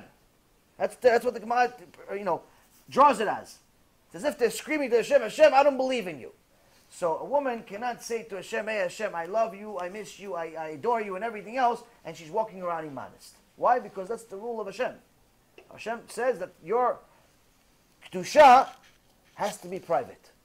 Now, one of the things that most people don't understand is that modesty was not really a problem as big as it is in previous generations. It's always been a problem. There's always been a problem of modesty. But it's only become a serious problem like it is right now in just the last 100 or so years, 150 years. There's always been modesty issues. Obviously, it's in the Torah, so that therefore there's issues. But as far as the level of problems like we have right now, that's something that's completely... And the reason why is because up to about 100, 150 years ago, both the Jews and the non-Jews wore similar clothes in a sense where all of the women would wear very big clothes, so you wouldn't really see the figure of the woman. Both Jews and non-Jews covered their hair. So if you look at pictures of 100 years ago, you see that even when they went to the beach, you see them being more modest than any rabbanit in the world. And I'm not even talking about Jews, I'm talking about non-Jews. If you look at all of the women from the Kotel, I have pictures on my phone, I'll show you after the shiur. Women from the Kotel, from the early 1900s, not even 100 years ago, 90 years ago, 80 years ago, you see each one of them looks like, it's mamash, like a different world. You feel like it's 2,000 years ago. It's much. It's our grandparents' age. You see each one of them wearing clothes. You can't tell what the figure is. You can't tell if she's pretty, not pretty. You can't tell anything. Why? Because what they're doing is they're keeping their beauty private for their husband. Now, if you have something precious, and you're a smart person, you're not going to go on and show it to everybody. Hey, guys, look what I have, look what I have. Why? Somebody may steal it from you. If you have $1 million diamond, you have a $100 million diamond, you're not going to throw it up in the air and show, hey, guys, look, I have a $100 million diamond. Hey, look, I have a Picasso, I'm throwing it out in the air. Everything's in the air. What are you going to do? You're going to put it in a safe. Why? Because it's precious. But this is precious material. This is a diamond that came from the ground. This is a painting that somebody drew. Even more so a neshama, even more so someone that's considered a daughter of Hashem Yitbarach. So any man that has a little bit of chokhmah in his head should try to do everything he possibly can to convince his wife and support his wife to be as modest as can possibly be. Why? Because then he's really truly guaranteeing that she's only his wife.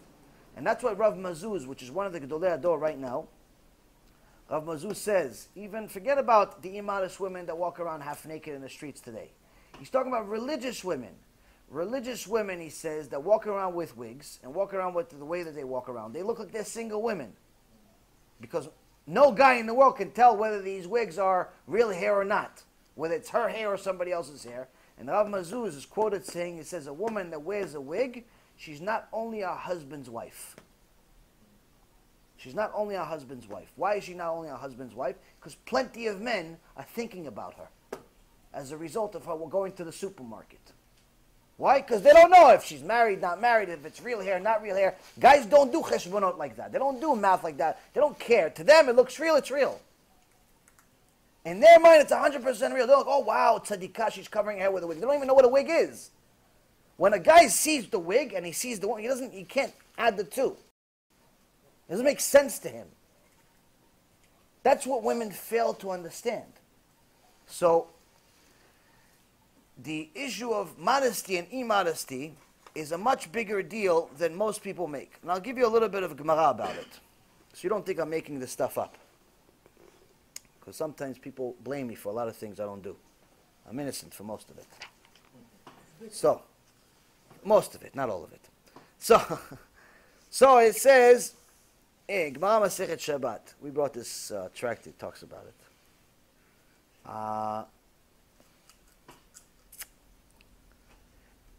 Now, as we all know, we unfortunately lost the Beit HaMikdash. But for the most part, most of us don't really know the reason. Part of the reason we lost the Beit HaMikdash was because of immodesty. So, here the Gemara talks about some of the verses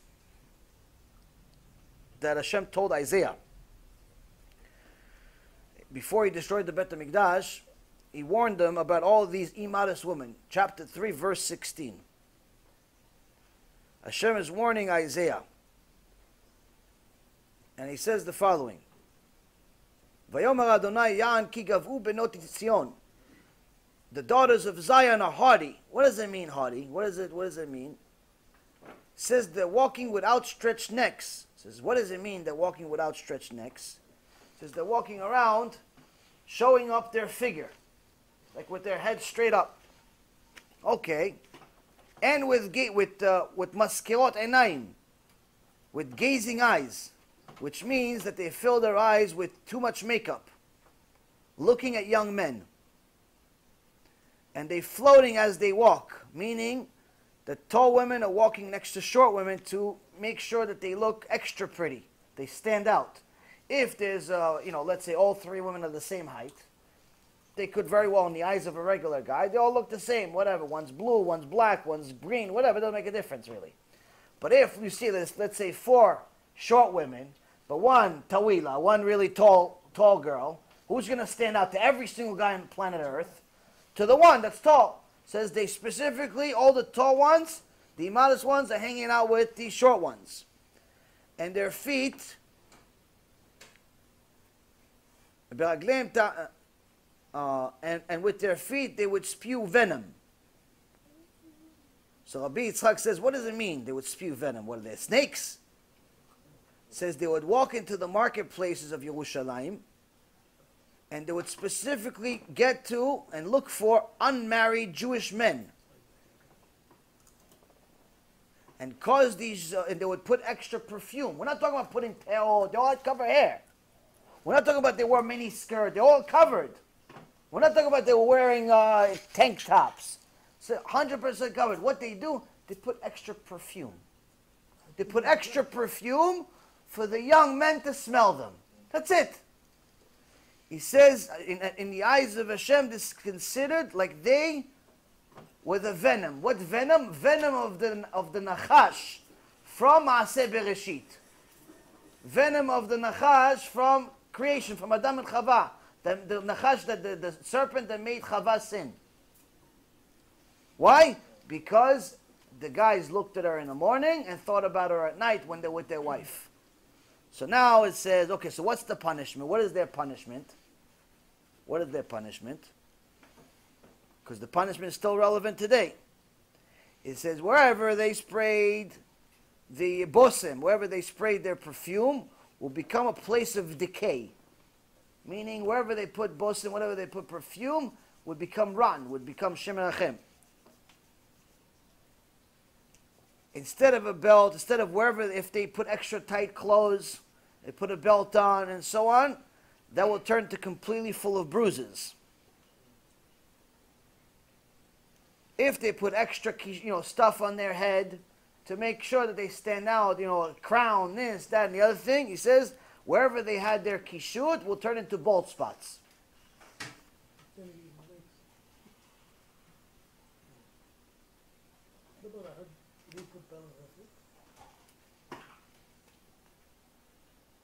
Instead of Sasha Bell, okay. And then it says Shemachem. It says they what if they had babies, in their stomach that have apalo, they have miscarriages. Shemachem will also lead to one of the punishments would also be sores in that area of the body, or their private area, as a result of one of these young men that's not their husband deciding that he wants to be the husband even though she doesn't want it. Rape. Then they get tzarat, and then become repulsive, and it gets worse and worse, is my point. It gets worse and worse. Woman becomes hairy, woman becomes disgusting, and so on and so forth. You get the point. You get the point. Now, women spend an extraordinary amount of money trying to beautify themselves. Extraordinary amount of money. They go to spas and this and that. And some women, they go through certain parts of their life, they have no idea why is my body changing so much? Why is this? Why is that? A big part of the reason is because Hashem doesn't like what's happening with you. A woman becomes hairy, which is unnatural to her. That's the reason. A woman becomes, has extra sores, has different things that are happening to their body. It's all mentioned in the Gemara. It's all mentioned in the Gemara why all of these things happening, and 99.9% of the reason is immodesty. People want to believe it, don't believe it, it's their problem. I don't really care if they believe, don't believe. I just tell you the news. You decide whether you want to pay the bill or not. I give you the news. So, as far as the first question, someone worrying about spirituality or how long their skirt is, the key is to understand is that you cannot connect to Hashem spiritually by violating what He says on a regular basis. Meaning that your spirituality has to be through action. Your love has to be shown by example, by something. You have to do something about it. You can't just say, I love you, and go out with a different guy. You can say, honey, I love you, and by the way, my boyfriend's coming to pick me up. No, you can't do that. You have to, honey, I'm home. You understand? So the key is to understand is that we have to do things, you have to show love by action. The next question is, do I have to be shomer once I'm engaged? Shomer nagia. Okay, so the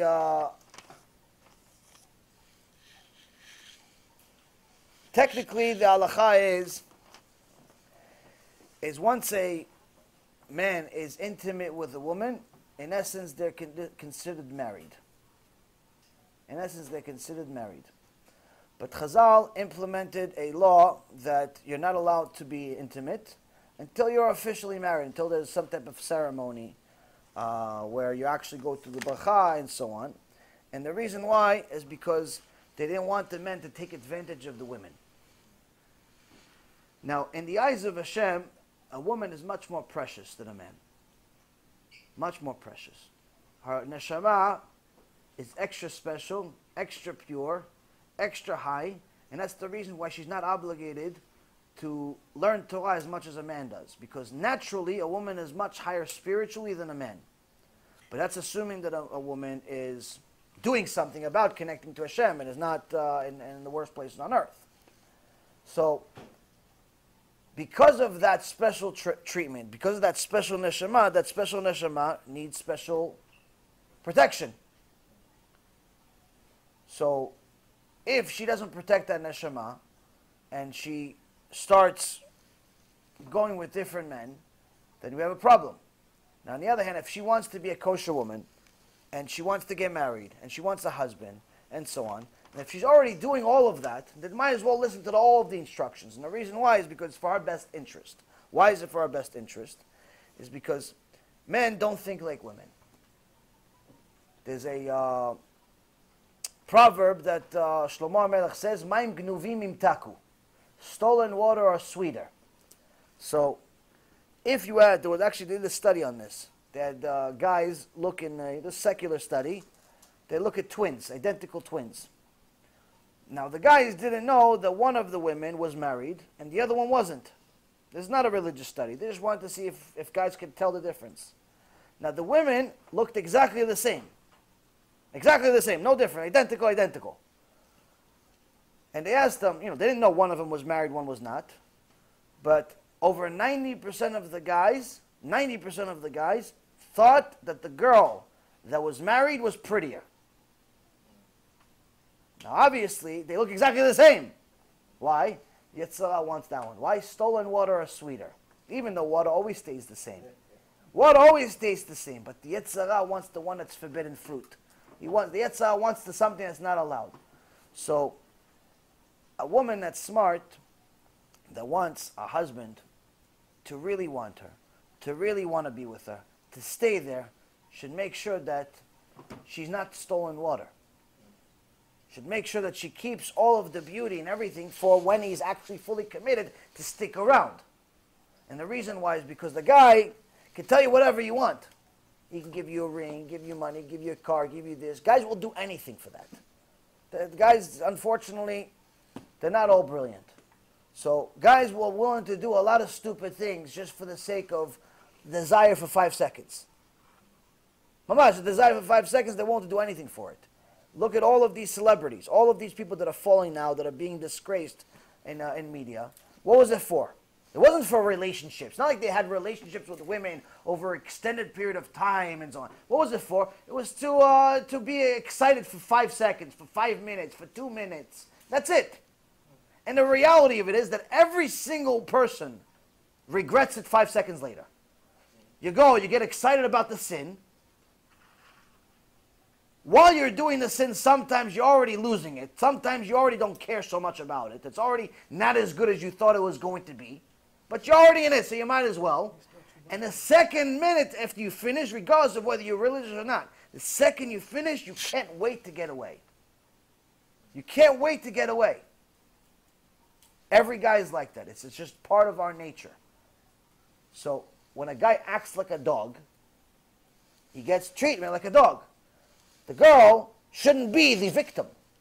If she's smart, she should know, if I'm going to let him do it and treat me like I'm just his current victim, why would he marry me?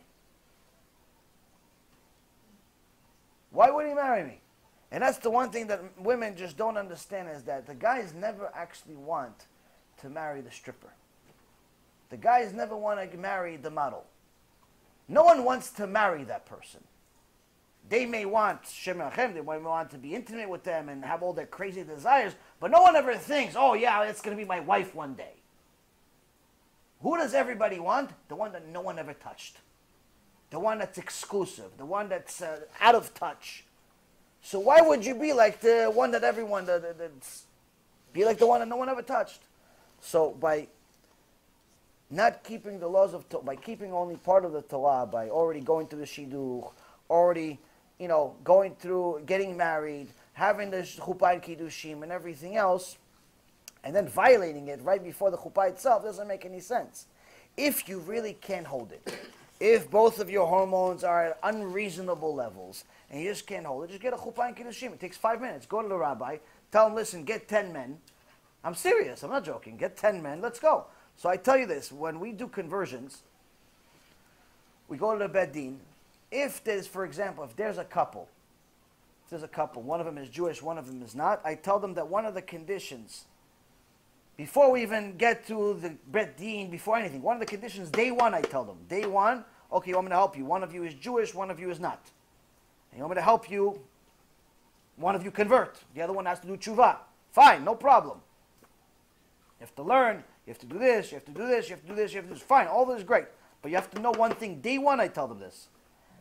The same day of conversion, the same day you get married. Meaning there's no waiting. I made a mistake one time and waited. Baruch Hashem, everything turned out okay. Because they were both tzaddikim and they both stayed separate and so on.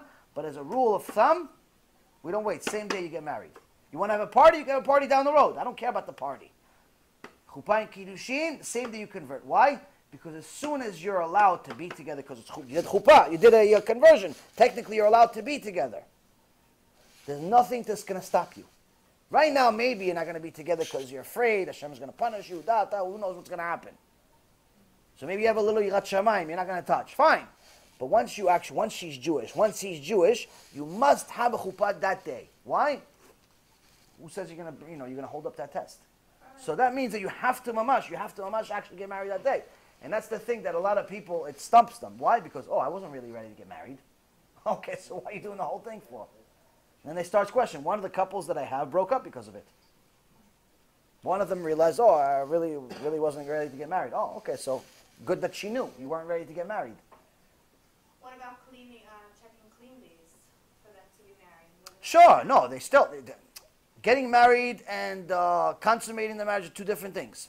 So there are several times where the woman goes, if it's a woman, she goes to a mikveh for the conversion. Regardless, even if she has her period, she's allowed to go to a mikveh for conversion, because there's no issue of tumah for non-Jews as far as period. There's the tumah issue, or the nidah. I'm sorry, the nidah issue is only relevant once a person is Jewish. There's no nidah for a non-Jew.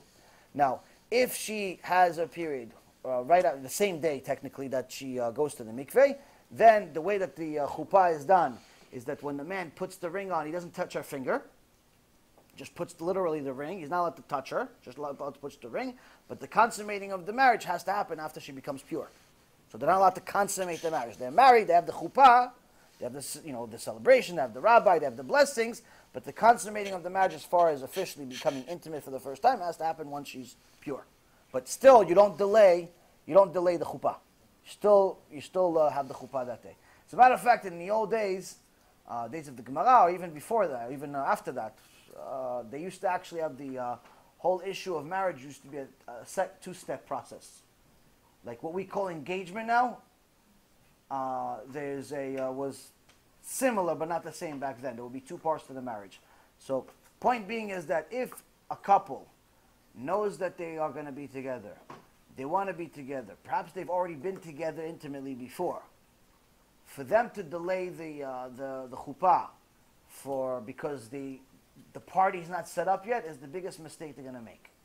So if you already know that you can't hold it, you know you can't hold it, either because you've done it already, or you just can't take it, or whatever the case may be, go to a rabbi, tell him, listen, rabbi, let's have a real chuppah right now. Just get 10 people, 10 kosher people, have a chuppah, small chuppah, it could be in the Beit Knesset, it doesn't have to be a party. Chuppah, do the blessings, da-da-da, and then, I don't know, a few months later, a year later, whenever you actually have this big party that you're planning and then delayed for, down the road is ready, you have it again. It's just a fake chuppah. It's been done before, it's done all the time. It's a fake. You still do the chuppah. It's just a fake one. It's not the real one. It's not the same blessings and so on and so forth. But again, there's a solution to everything.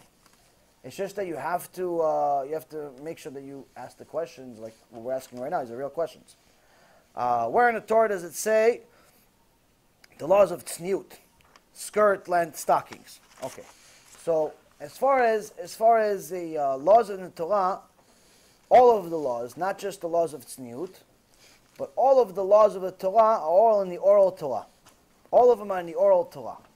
So, for example, the Torah says in a few places that you must observe Shabbat. You must keep Shabbat. So, how do you keep Shabbat?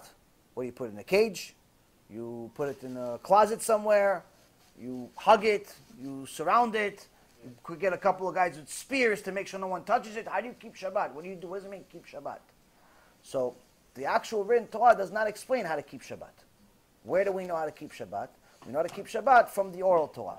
Same thing with Brit Milah. Says you have to cut the orla. What's orla? What does it mean, orla? It could be an ear, it could be a nose, it could be a fingernail. If I was me, I would pick the fingernail. It doesn't hurt. But he told him it's the most sensitive part of his body. Me, if I was Moshe Rabbeinu, I'd say no, let's cancel this one out. Yeah, no, not that one. Why? It's a problem. Why? Because all of Am Yisrael didn't do Brit Milah for 40 years. The entire time we're in the desert, we didn't do Brit Milah. That means we're not talking about 8 days old that they don't have a choice. All of Am Yisrael, 40 years, they didn't do Brit Milah. Why? It was considered dangerous in the desert. So that's why when Yeshua ben Nun crossed the ocean, and they went to Eretz Yisrael, the first thing they did is they did Brit Milah for everyone. So it was like a mountain of Orla. A mountain of Orla. Mamash, seriously, it was a big thing. So now, if the written Torah didn't explain it, and this was subjective, and it was up to our translation, then Yeshua ben Nun would have changed it. Because, oh, listen, 40 years we didn't do nothing. Let's make a new law. We don't have to. We're grandfathered in. We're grandfathered in. The babies, cut them. Don't cut the adults. So all of the laws, doesn't matter whether it's Sniut, or Brit Milah, or Shabbat, or Tefillin, or anything else, all of it comes from the oral Torah. And the oral Torah has different parts of it. We have the Gemara. This is the main source is Mishnah.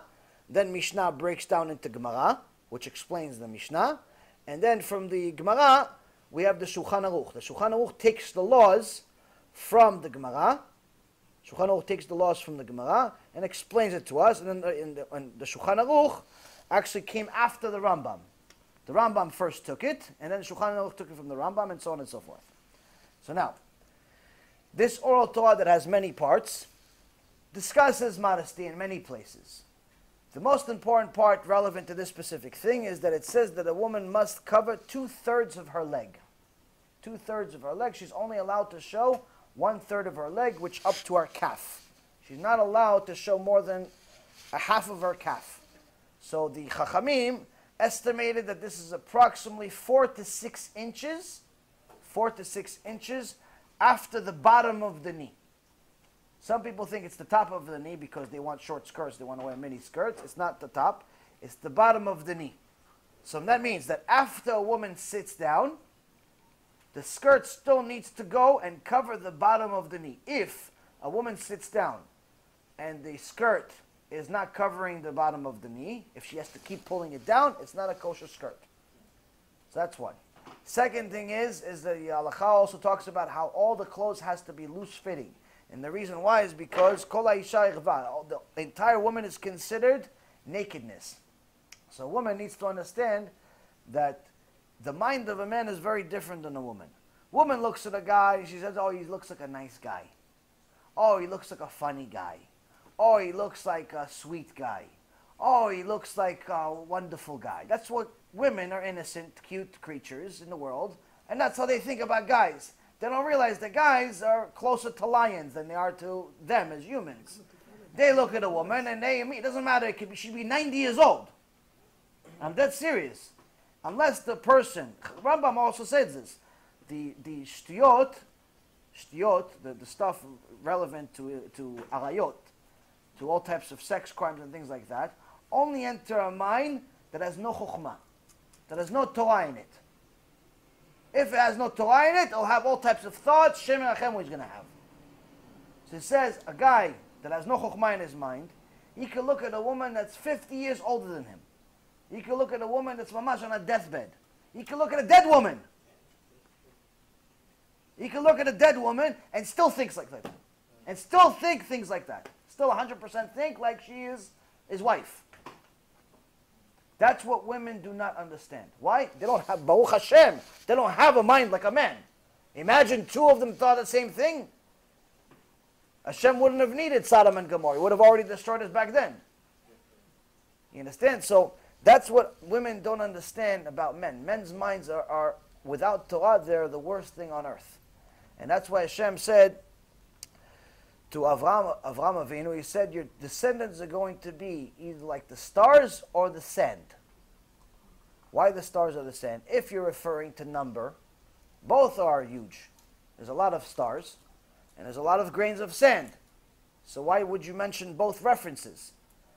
So the sages explain in the Gemara, when Am Yisrael is holy and is doing and fulfilling the will of Hashem, they're as great as the stars. They're higher than everyone else.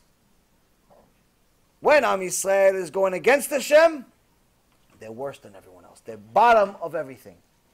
Worst of everything. This is actually one of the things that we saw in recent history as a proof to it, is Nazi Germany. A lot of people talk about the death that happened in Nazi Germany, Hashem Yirachem. And it's a very, very sad thing that 6 million Jews died. Many righteous people died, and all of them were innocent. But what a lot of people don't like to discuss is the fact that some of the Nazis, not many, but some of them were actually Jewish. Some of the Nazis were actually Jewish. That's the part that people don't like to talk about. What would they call those Jews? There's Vexexia, and there's also other ones. Right. So the point is that some of these people were Jews. So how could they be they're killing other Jews? When we go against Hashem, we're worse than the Nazis. You understand? So that's a Baalei Mussar, Rav Dessler. Rav Dessler, alav shalom, he says something extraordinary. I heard it recently. It's mamash unbelievable. He says everything in creation, whether it's a rock, or a plant, or a cow, or a human, has a certain significance in Shamayim. Has a certain significance. Now, when a rock is destroyed, it doesn't become something else. It's nothing. It's dust. When a plant is destroyed, it doesn't become a rock. It disappears. It's gone. When a cow is destroyed, it doesn't become a plant or a rock. It becomes nothing. Food, nothing. It says when a human is destroyed, it doesn't become anything else. He says even more so for a Jew. He says even more so for a Jew. A Jew, unlike anything else, is that when a Jew fulfills the will of Hashem, he's elevated above all creation. But a Jew without the will of Hashem, he doesn't even need to get destroyed physically. He's already nothing. He ceases to exist. So it's one of the things that many people just don't understand how important it is to connect to the mitzvot through action, to connect to Hashem through the action. So as far as all of the halachot, all of the mitzvot that we have, that's part of our oral Torah, and it's not just about modesty, it's about Shabbat, it's about Taharat Mishpacha, it's about all ethical law, it's about everything. All of it is part of our oral Torah. Without oral Torah, we have nothing else. We have nothing else, absolutely nothing. That's why the sages explain that if, Chas v'shalom, the Goyim came to us, like they did in Chanukah, we have Baruch Hashem Chanukah coming up, and a lot of people like to celebrate Chanukah. It's actually the favorite holiday amongst the secular people. Secular people love the holiday of Chanukah. And for the most part, everyone loves the holiday of Chanukah. But the question is, why is it that all of the other holidays have a tractate in the Gemara written about them? So for example, Purim has Masechet Megillah. All of the fast, whether it's Yom Kippur, or Tisha B'Av, or Shvaisra B'Tammuz, all of them have Masechet Ta'anit. This is the Gemara part, talks about all the fasts. Why we fast, why the laws, all these different things. But Chanukah, or Rosh Hashanah has Masechet Rosh Hashanah, Yom Kippur is part of Masechet Ta'anit, Masechet Pesach, Masechet Pesachim. So all of them have a Masechet. All of them have a Masechet, except Chanukah. Chanukah is talked about a little bit in Masechet Shabbat. A little bit. In the beginning of Masechet Shabbat, talks about Chanukah. But it's Chanukah Shabbat. Why can't you just give him a whole Masechet? Purim got a Masechet. Why not? So the very simple pshat is because Chanukah is a very beloved holiday. It's a very beloved holiday that we didn't even need to teach it. We loved it so much, everyone knew the mitzvot of holiday. No Jew makes a mistake with the candles, which side to start, how many candles, everyone knows it's 8 candles. No one makes a mistake with Chanukah. Why? Everyone loves that mitzvah. Everyone celebrates the mitzvah of Chanukah. It's a very easy mitzvah. It's a lot of fun, the mitzvah. You eat donuts, you have the Chanukiah, you sing a little bit of things, you have the little dreidels. Everybody loves the mitzvah. Even your enemies can come over, you're friends with them on Chanukah. No problem. But at a chidush, just yesterday about it, why is it that there's even more of a reason? The Chanukah really is not a holiday for secular people. If you actually think about the history of Hanukkah, what's the whole miracle of Hanukkah? What's the story? Story is the Greeks came to the Jews and they said, listen, we don't want to kill you. We don't want to kill you. We want to kill your religion. That's it. If you leave and abandon the Torah, you abandon the mitzvot, you abandon all of these different things, not only will we not kill you, we'll make you mayors and senates, and we'll give you money, power, and politicians, celebrities, Hollywood, Shem Menachem, whatever you want, we'll give you.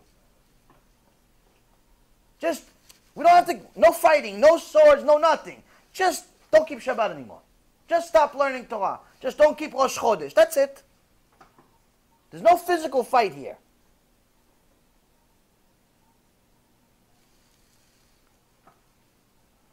Meaning that here we're not talking about what the Romans did or tried to do, or the Nazis tried to do, or all of the other nations in history really tried to do, is just kill us physically. The Greeks were not trying to kill us. In fact, quite the opposite. They wanted us to become one nation with them. Just stop being Jewish. And we'll give you money. And we'll give you power. And we'll give you this. And we'll give you that. We'll give you everything. So now after this whole fight, you have these 5 people, the Maccabees. It's not talking about an army of powerful men. Each one has an arm the size of, a gladiator. No. Talk about little tzaddikim, talmidei yeshiva, never fought a war in their life, never picked up a sword in their life, never did anything. All they did is they have a Gemara in front of them. They learn all day, all night. One of them is 80 years old. And he says, okay, guys, enough's enough. Us 5, or 6 really, are going to go fight an army of millions of Greeks. We're going to go fight them, not with the Torah. We're going to take swords, and we're going to kill them with the swords. Come on, you have to be religious to be nuts too. Come on, at least get yourself an army. At least get yourself a tank. At least put some poison in their food. I don't know, something. You 5 guys never trained a day in your life. You're going to go kill them? You don't even know how to hold a sword. They go fight, they win, the story goes. But now, after they beat millions and millions of Yevanim, these Greeks, they get to the Bet HaMikdash that's been desecrated, and they say, look, all of this oil is impure. We have to find a pure oil. Now, technically, if you look at the Gemara, there's no such thing as impure oil. There's no such thing as impure oil. It's impure milk. Can't have the milk of the goyim. Maybe it comes from a camel or something. There's impure wine. If a goy or mechalel Shabbat touches a wine, you're not allowed to have it. It's impure. It's tameh. Fine. But as far as oil, there's no such thing. There's bread. You're not allowed to have the bread of the goyim. Fine. That's Gemara Masechet Avodah. All these things. Fine. But oil? Where in the Torah, written or oral? Where does it say you're not allowed to touch impure oil? Where's impure oil? Nowhere. There's no such thing. There's no such thing as impure oil. So the whole miracle all of us have been celebrating for 20, 30, 40 years about the holiday that they found a bunch of barrels of oil that are impure, and then finally they found one that's pure. What are we doing? Why don't you just take there's no such thing as impure oil. You're all Talmidei Chachamim. You're all smart people. Well, you don't know what I know right now 2,000 years later. What's the chidush? The chidush is, it's not that it was impure oil per se, like it's impure wine, tameh wine. Impure because that's the oil that was opened, that the Greeks want tempered with it. They want us to touch that one. Why? Because that's part of their whole gig. It's not that they want to destroy Judaism per se. They say, listen, you want to learn Torah? Learn Torah. You want to have Tarat Mishpacha? Have Tarat Mishpacha. You want to be modest? Be modest. Just have intimacy before marriage. Just eat cheeseburgers once a month. Just drive on Shabbat. They didn't want to destroy everything all at once. Just break the rule here, break the rule there, break the rule here and there. Wear extra tight clothes. Make a kippah that's extra small. Only wear it inside the house. Don't wear anything outside the house. Be embarrassed that you're Jewish. Don't be... All of these things... They didn't say, listen, stop being Jewish tomorrow. You can't just stop being Jewish. The guy is paying all the way to the floor. You're going to stop being Jewish tomorrow? How? Say, no. I'm not telling you stop being Jewish. You can wear a kippah. Just make it extra small. Okay, what about my suit? You can wear a suit. Just make it tighter. What about the beard? Trim the beard. Make it, make sure you look like a runway model. What about the kisurosh? No, take off the kisurosh. Put a wig on. What about the Torah? Study a little less, not an hour a day. Study 15 minutes a week. What about Shabbat? Shabbat, rent a scooter to go to the Knesset with a scooter, with a Shabbat scooter. I see people riding bikes. Is that allowed? Point, not allowed.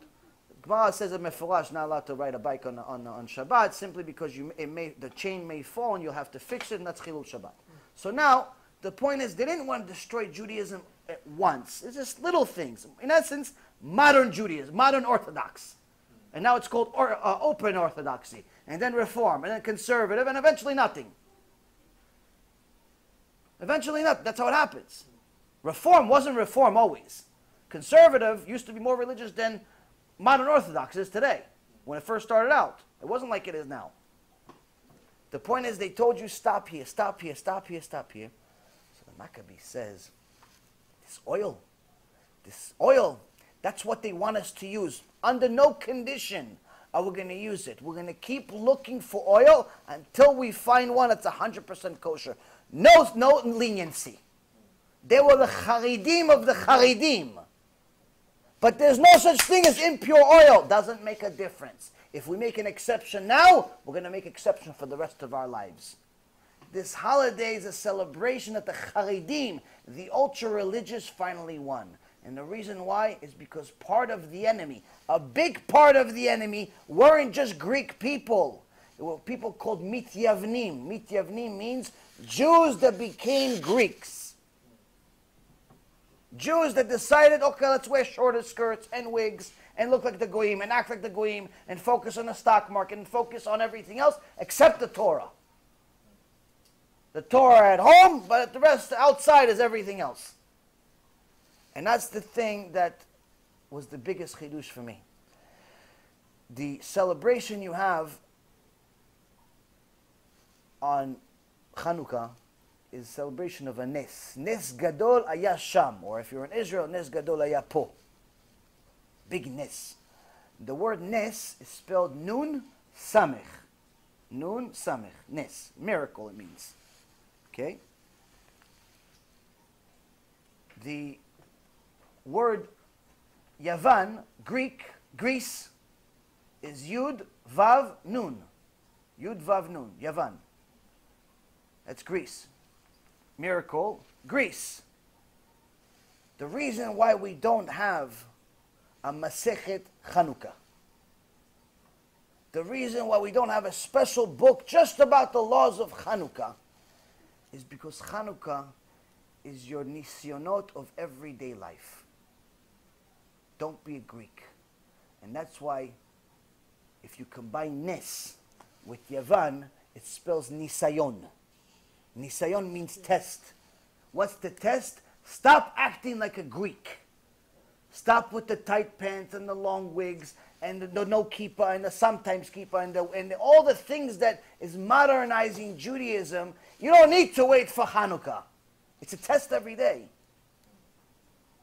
It's everyday survival test for a Jew.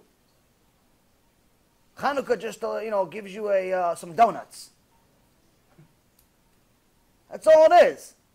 The reality of it is the test of being a Jew is every day. Are you going to fall or are you going to pass? Next. Until what point do we have to respect your husband and the wife? Rambam says that ishto kegufo, a husband needs to treat his wife as if she's his own body, meaning he must love her as he loves himself, love her as he loves himself, but honor her more than he honors himself. Excuse me? Meaning that a husband must give more honor to his wife than he even asks for himself. This is why a lot of problems in marriage today is because marriage, unfortunately, is a huge mitzvah that was given to children. That's what the Chachamim say. It's a big mitzvah.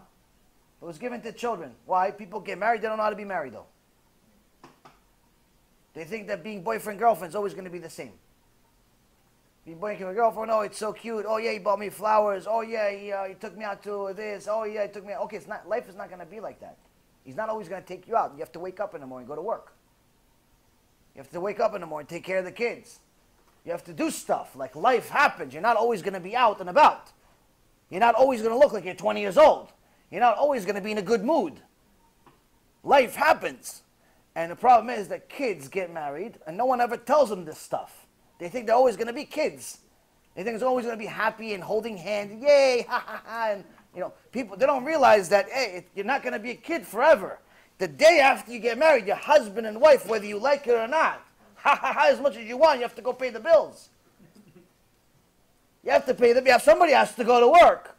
Somebody has to have kids. Somebody has to raise the kids. Somebody has to do stuff. Somebody has to go to doctors. Somebody has to go to... You have to do stuff. You have to go to the city to get licenses, to get this, to get that, to get a house, to get chairs, to get furniture. You have to do stuff. It's not ha ha ha anymore. Problem is, they still want to think they want to play ha ha ha forever. They want to play house forever. So what happens? As soon as they realize that the house game is finished, they get into arguments. Oh, you're not the same anymore. Of course I'm not the same. What do you mean? I was your boyfriend I was living in my mom's house. She was cooking for me every day. I thought you were going to do the same thing. Cook, you cook. Let your mom come here and cook. Oh, but I thought that you're going to be this, and I thought that you're going to make money. Oh, what do you mean I make money? My father doesn't have any money. He's a shoe salesman. Oh, what kind of father is that? You should have had. All these things. Why people don't...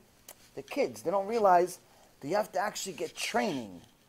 You have to get... That's the halakha also. You have to get training of what's going to happen once you become married.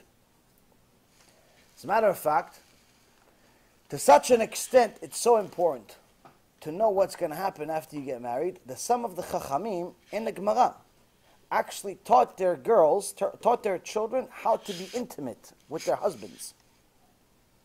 And this is 100% mutar. This is 100% what they're supposed to do. Why?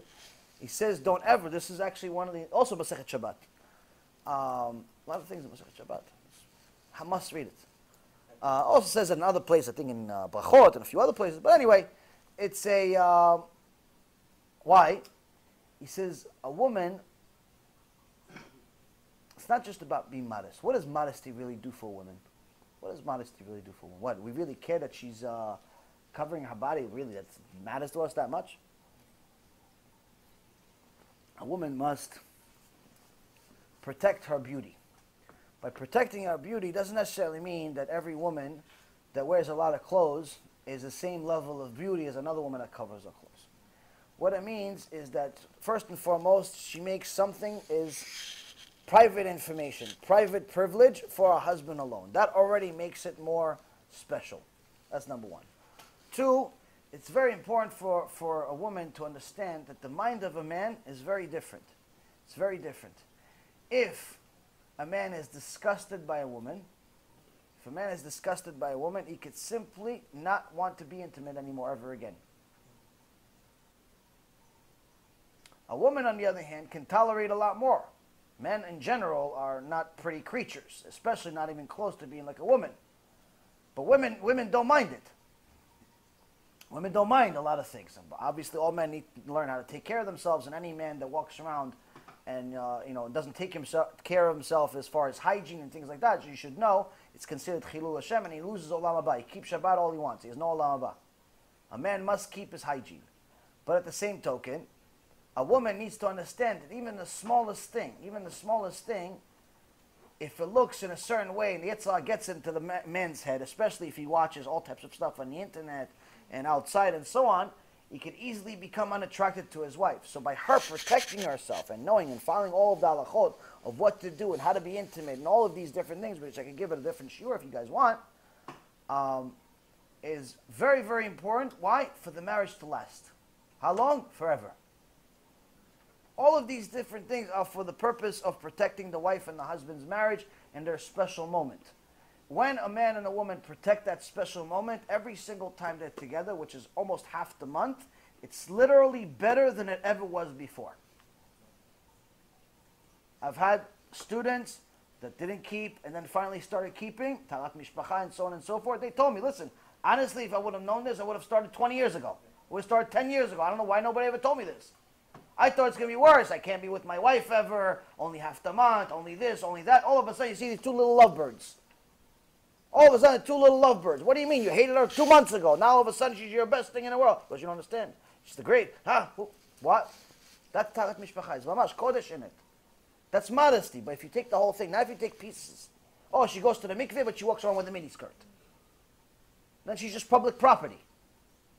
So now, people need to understand that when it comes down to relationship, the number one reason, more than anything else, more than modesty, more than money, more than anything else of why marriages break up or relationships break up is because one of the people lost respect for the other. Number one reason more than anything else. Once the woman lost respect for the husband and she starts cursing him or she starts talking to him in a way that no one else talks to him, once that line is broken, he officially hates her, she hates him. There's no marriage. The marriage has to, you have to press Control-Alt-Delete. You have to start all over. Once it breaks that line and there's no respect, we're finished. We have to start all over again. We have to start mamash from nothing. Okay, you want to keep, you don't have to obviously break up every time one of the people loses their mind and start cursing. But you have to realize there's a threshold that you can't break. If a man does not feel respect, he no longer feels like a man, he no longer wants to be there. Meaning that even at the time, that even if you want to be intimate and so on, at the time you're intimate, he's not thinking about you. He's thinking about his needs and probably with somebody else. Why? He doesn't want to be. Once a man loses that respect, what he feels is disrespect, he no longer wants to be in that place. Same thing with a woman. Once a woman feels disrespected, like she's less than what she is, she no longer wants to be there. She feels that this person's a stranger. She doesn't want to touch her. She doesn't want to look at her. She doesn't want anything to do with the house. She doesn't even want to be in the house. So the issue of honor and respect, the Rambam says that a person needs to know that they have to respect their spouse even more than themselves. Even more. It's such a critical point, such a critical breaking point, that you have to do it even more. Whatever you want for yourself, do more for them. Meaning, when a husband walks into the house, it doesn't matter if he's a Talmid Chacham. It doesn't matter if he's a rabbi. A husband comes to the house, comes from work, comes from shul, comes from wherever, the woman must stand up. Not like she's still on the phone, hey honey, and she's on the phone still, hey honey, and like, you know, the wave, like I'm busy, go away, or sometimes not even the wave, sometimes she's still talking to her friends. He walked into the house, no one even notices, the guy goes straight from the front to his cave, no one knows he came in, no one knows he left, as long as the check clears, who cares if he's even here? That's what happens in many houses, as long as he comes, as long as the check clears, who cares if he's home? One day he knows, hey, did you go to work the last month, because there's no money in the bank. Well, you haven't noticed I've been sleeping for a month. I was in a coma. You haven't noticed? Oh no, I figured the kids would tell me. You know, the guy, poor guy comes in, leaves, no one notices nothing. She's on the phone with her friends. She's buying shoes, she's buying this, she's buying that. The guy walks in, walks out. Just don't bother me. You want to eat? Go buy McDonald's. Go buy this. Go eat out. Go do this. Go do. We're just here. You just live with us. Poor guy, miskin. The guy works all day. No one pays attention to him. Or the opposite. The guy comes into the house. He thinks his wife is a slave. She worked all day. She did this. She did that. Oh, how come the soup is not perfectly hot? How come the steak is not perfectly this? How come perfectly that? Wait, this is a restaurant? She's also tired. Okay, fine. Okay, it didn't come out perfect. You don't have to make every single flaw mentioned in the world. So, the issue of honor is extremely important in Judaism. Very important. And every single time that there's a breakup, every single time there's a mistake, there's an issue of shlom bayit, it always starts from honor. Always starts from kavod. Once there's no kavod, all bets are off. One of the worst things that couples can do is involve their kids. This happens a lot in the older generation. Sometimes the kids get involved. They think they're doing the parents a favor. Oh, Ima, don't listen to him. Oh, Abba, she's this. Oh, worst thing in the world you can do. Why? That's a guarantee that there's no more kavod in the house. Because you just let the little kids, they used to be babies, you should change their diapers, get involved in your marriage. one of the people, whether it's the husband or the wife that's getting it, that's on the part that's automatically feels I'm enemy number one here. I'm betrayed by the entire family. And I'm telling you, that person does not want to be there. He's only there because he doesn't have another choice. Does not want to be there. So why? You broke the line. You broke the line. You broke the barrier. You broke the element of respect, of honor that's deserved in the house. Husband must be treated like he's the king of the house. Wife must be treated like the queen of the house. Once that is different, it's not Judaism. So now you're going to see many religious people, unfortunately, and they don't have this. It's their problem. Just because someone's religious doesn't necessarily mean they follow everything. This is what you're supposed to do. What they're doing is a different story. That's their problem. But this is Judaism. Judaism means that you have to honor your wife more than yourself. You have to honor your husband more than yourself. Woman walks in, your wife walks into the house, you have to stand up. Why? She's the queen. Why are you sitting down with your friends drinking beers? The queen just came into the house. Why are you sitting down? Why? The queen just walked in. If Obama came in, you guys will all stand up.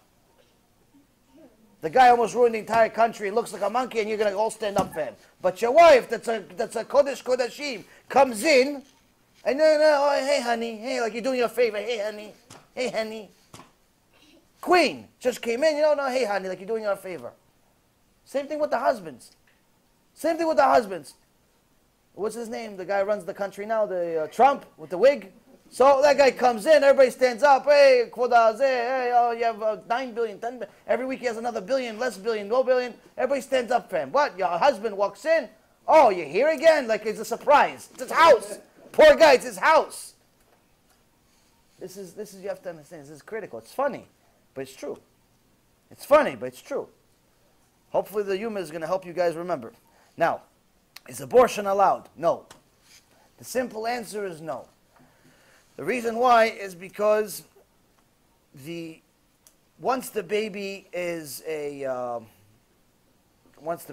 has a neshama, which is after 40 days, then it's not allowed. The only condition that it is allowed is if it's putting the mother at risk.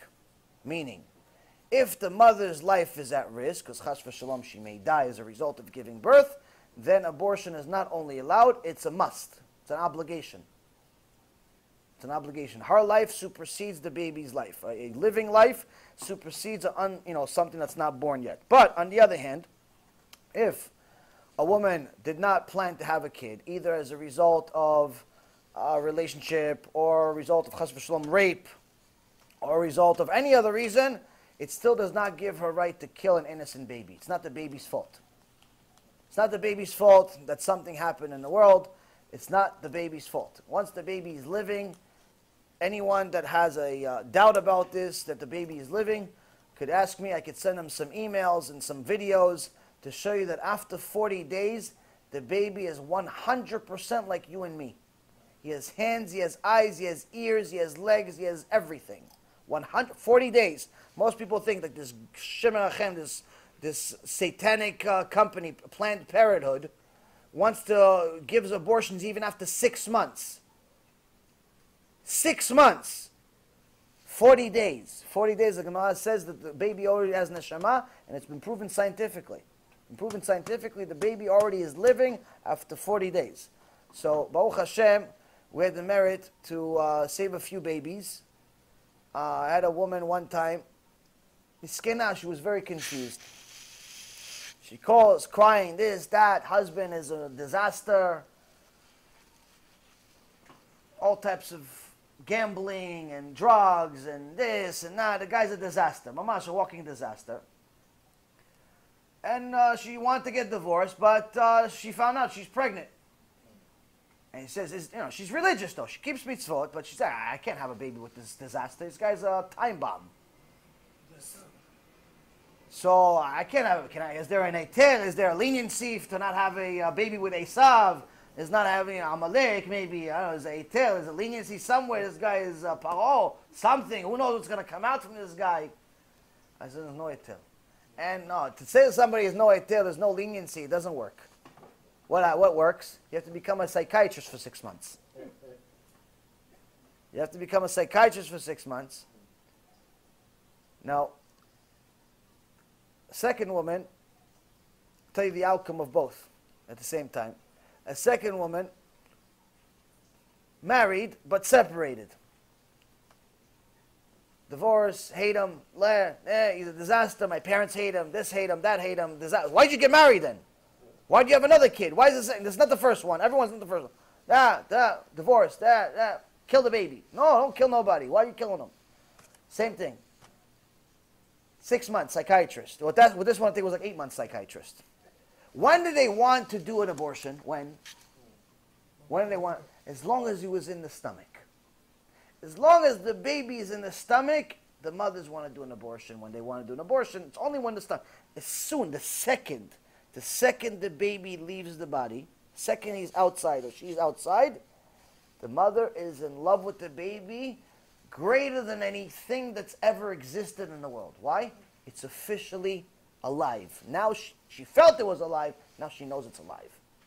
Meaning that what happened is that we've been fooled by Planned Parenthood and secular knowledge in the world to think that as long as something is inside our body, it's not living.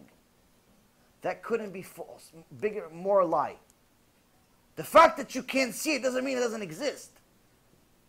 The fact that it's not running around like my two little monsters in my house doesn't mean that it's 100% alive. You just can't see it. It's inside. Put a camera in there, you can see it. And that's what happens with this evil, companies out there that try to convince people to have abortions like it's nothing. They make it like, no, listen, it's like in Hebrew they call it apala. Apala means like a drop, like it's nothing, like you drop keys. You drop keys, you drop a baby. Nah. Abortion, nobody even knows what it means, abortion. Abortion, it's something. It's like they give you a pill and it goes away like a headache. Give you a pill and it goes away like a headache. Oh, what about when it's not a pill? Oh, it's okay. The doctor just goes inside there and he just does a couple of things, no big deal. Do you ever see what happens? Anyone that ever wonders what Gehenom looks like, some people have asked me to do a shiur about Gehenom. Now, Gehenom is not a subject for everyone. And it's the reason why I haven't done it yet. But I tell people, listen, if you really want to learn about Gehenom, I could test you. I could test you, and everyone thinks they're ready. Everyone thinks they're ready for a shiur about Gehenom. Everyone thinks they're ready. Like the guys especially. The guys are, I want to learn about Gehenom. I've been ready about it years already. I've been ready about Gehenom. I said, okay, no problem. I'll test you. Oh, what? Gemara, Masechet, no, test. No. I want to test you. Wow. I'm going to send you a video of what an abortion really looks like. If you can watch the entire video and not have endless nightmares, you're ready for Gehenom. Why? Because what happens in that video is the best case scenario in Gehenom. People think it's a joke. No, he just goes inside and do nothing. You know what they do? Hashem erachem, Hashem erachem. So for any woman, whether you had it, you didn't have it, thinking, don't think you should know. This is what happened. Because this is part of Teshuva, first of all. Second of all, you may need to know this information in case some nonsense comes into your head. Or somebody wants to do it. You need to know this stuff. But more so than everything else, you'll appreciate the little precious ones that you have. You'll appreciate them. You realize the mistake that they are making and you're not making, Baruch Hashem. Most important thing is that people need to understand is that Hashem gave us the Torah to live by it, not to die. So if our life is at risk, then obviously our life takes precedent. But if it's just our preference, because we don't think we have money, or we don't have the convenient things in our life, we don't think we can afford it, you should know that Torah says that parnasah comes with the babies. Meaning that every child comes with his own parnasah. So if someone, for example, is waiting to be a millionaire, or even just financially set, before they have a kid, and they're waiting to have a kid, until they're financially set, they're making the biggest mistake in their life. And the reason why is because with each child comes parnasah. So that $1 million you're waiting for may actually be the next baby. He actually may be the one that has that money that Hashem is going to give you with that baby. As long as you don't have the kid, you don't have the money. Hashem gives you when you need it. not when you want it. פותח את ילדיך ומשביע לכל חי רצון. He opens his hands and he gives it to anyone that needs it. Not everyone that wants it. Everyone that needs it. And that's the most important thing that we need to understand. So when people make foolish mistakes and thinking that just because they can't afford it today, they won't be able to afford it in 9 months from now or in a year from now, they're making a very big mistake. And Baruch Hashem, a few people, more than just these two that we've held, the Rabbanit especially, my Rabbanit is Baruch Hashem, an angel. She helps these women in a big way. She gives them a lot of strength and help to mamas, not make the mistake of their life. Because it's not a mistake that you could easily fix. You can fix it, you can do tshuva for everything. But this is one of those things that it's a very difficult tshuva because you can't bring the baby back. Once you kill the baby, you can't bring him back. You can't bring her back. So it's a very difficult tshuva. It's not an easy tshuva. You can do tshuva. Everything is subject to tshuva. Everything is subject to tshuva. You can do tshuva for everything. Don't lose hope. Don't become hopeless. Don't go home and start crying all night because you had this and you had that. I understand. I also had issues in my life that I thought I could never fix. And I understand. You're not alone. But the shiur is for anyone who hasn't made the mistake yet. The shiur is for people that are thinking about it. So it's very, very important to know that all the blessings that you're waiting for, that you want, that you need, could be with that kid. So Hashem gives us parnasah. He gives us parnasah when we need it. And Bezat Hashem, He gives us parnasah exactly when we need it, and not a minute early, not a minute late, because that's when we get out of trouble also. I'm out of questions over here. You guys have anything else? If someone doesn't want the baby, you could just give it up for adoption. It's allowed, right? Only to Jewish parents. Only to Jewish parents. You're not allowed to give the kid to Goyim. Did some research on, like you said, Beit HaMikdash, and I read some of the stuff like the women were doing it and the men were doing. Some of the stuff I heard they were doing was like much worse than I know that anyone will do today. I'm saying I don't think like we're Rishayim, but they were also Rishayim back then. I don't think we're that far off from what they were doing. Yeah, And well, the stuff that they were doing. So, people stole their rabbis' wives. No, I understand. I don't know anyone today. I understand what you're saying, that there was a lot of wicked people in the times of the Beit HaMikdash. And these were miracles. Yes, but look at their outcome. Look what happened at the end. They all died. For the most part, they died to such an extent that if you read about it in Tisha B'Av and other times during the year, so many Jews died that it literally created a river from city to city of blood that reached the stomachs of the horses. I'm talking about 3 feet of blood. Okay, so the fact that they were wicked is not helping our case. The ones that survived weren't wicked. The ones that had the merit. So, listen, the excuses we have, from here until next year, all the excuses to not do tshuva, to do this, and this one was worse, this one was better, this one, none of that's going to help you. Only thing that's going to help you is fixing yourself. That's the only thing that's going to help you. The Haftarah last week was in Chazon Ovadia. Chazon Ovadia, you guys read the Haftarah? You went to Beit Knesset? Read the Haftarah. So, the Haftarah was the book of Ovadia. Ovadia. Where's Ovadia? You went to sleep already? Tzaddik. So, Chazon Ovadia, if you read it in a language you understand, because most people, they know how to make the sounds in Hebrew, but they don't know what it actually means. So read it in a language you understand. If English is the language you understand, read it in English. Don't be a hero and make sounds. Read it in English, read it with commentary. Now what does it say? Hashem gives a prophecy to Ovadia, and he says to him that all the things that are going to happen at the end of times to Esav and the descendants of Esav. And he says to Esav, Hashem says to Esav, Bazu yata, Bazu, you're despicable, you hate it. Why? You go to the other prophets, he says, Esav saneti, I hated Esav. So what is all this hate against Esav? Now we've talked in the past already about certain reasons, but in this specific Haftarah, it actually says mamash, an extraordinary reason that we talked about 2 weeks ago, but not connected to Esav. What is the biggest hate that Hashem has about Esav? He says, you sat there and you did nothing.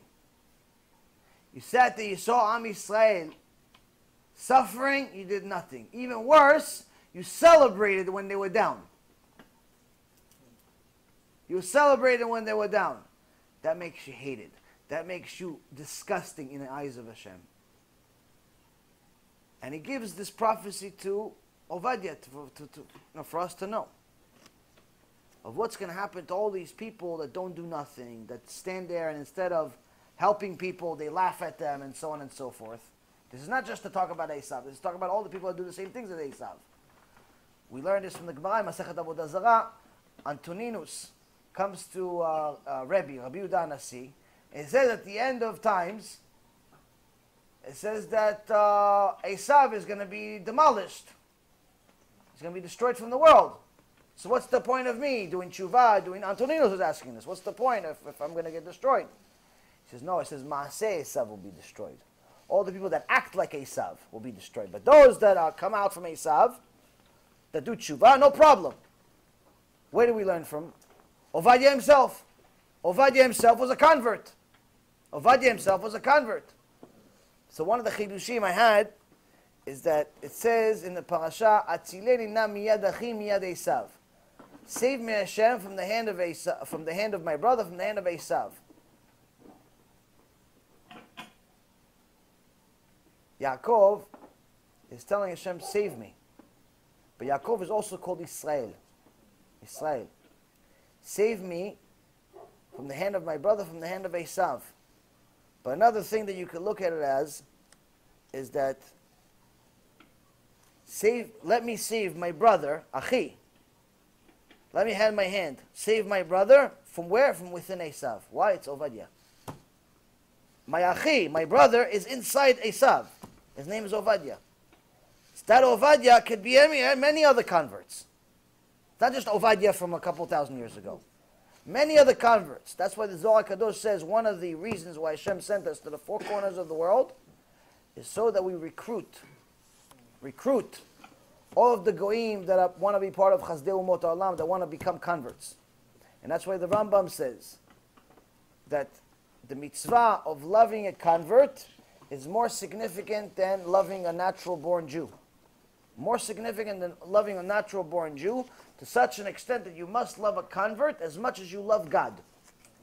Even more than a natural-born Jew. And the Sefer Chasidim says something extraordinary. I brought this little copy. It says,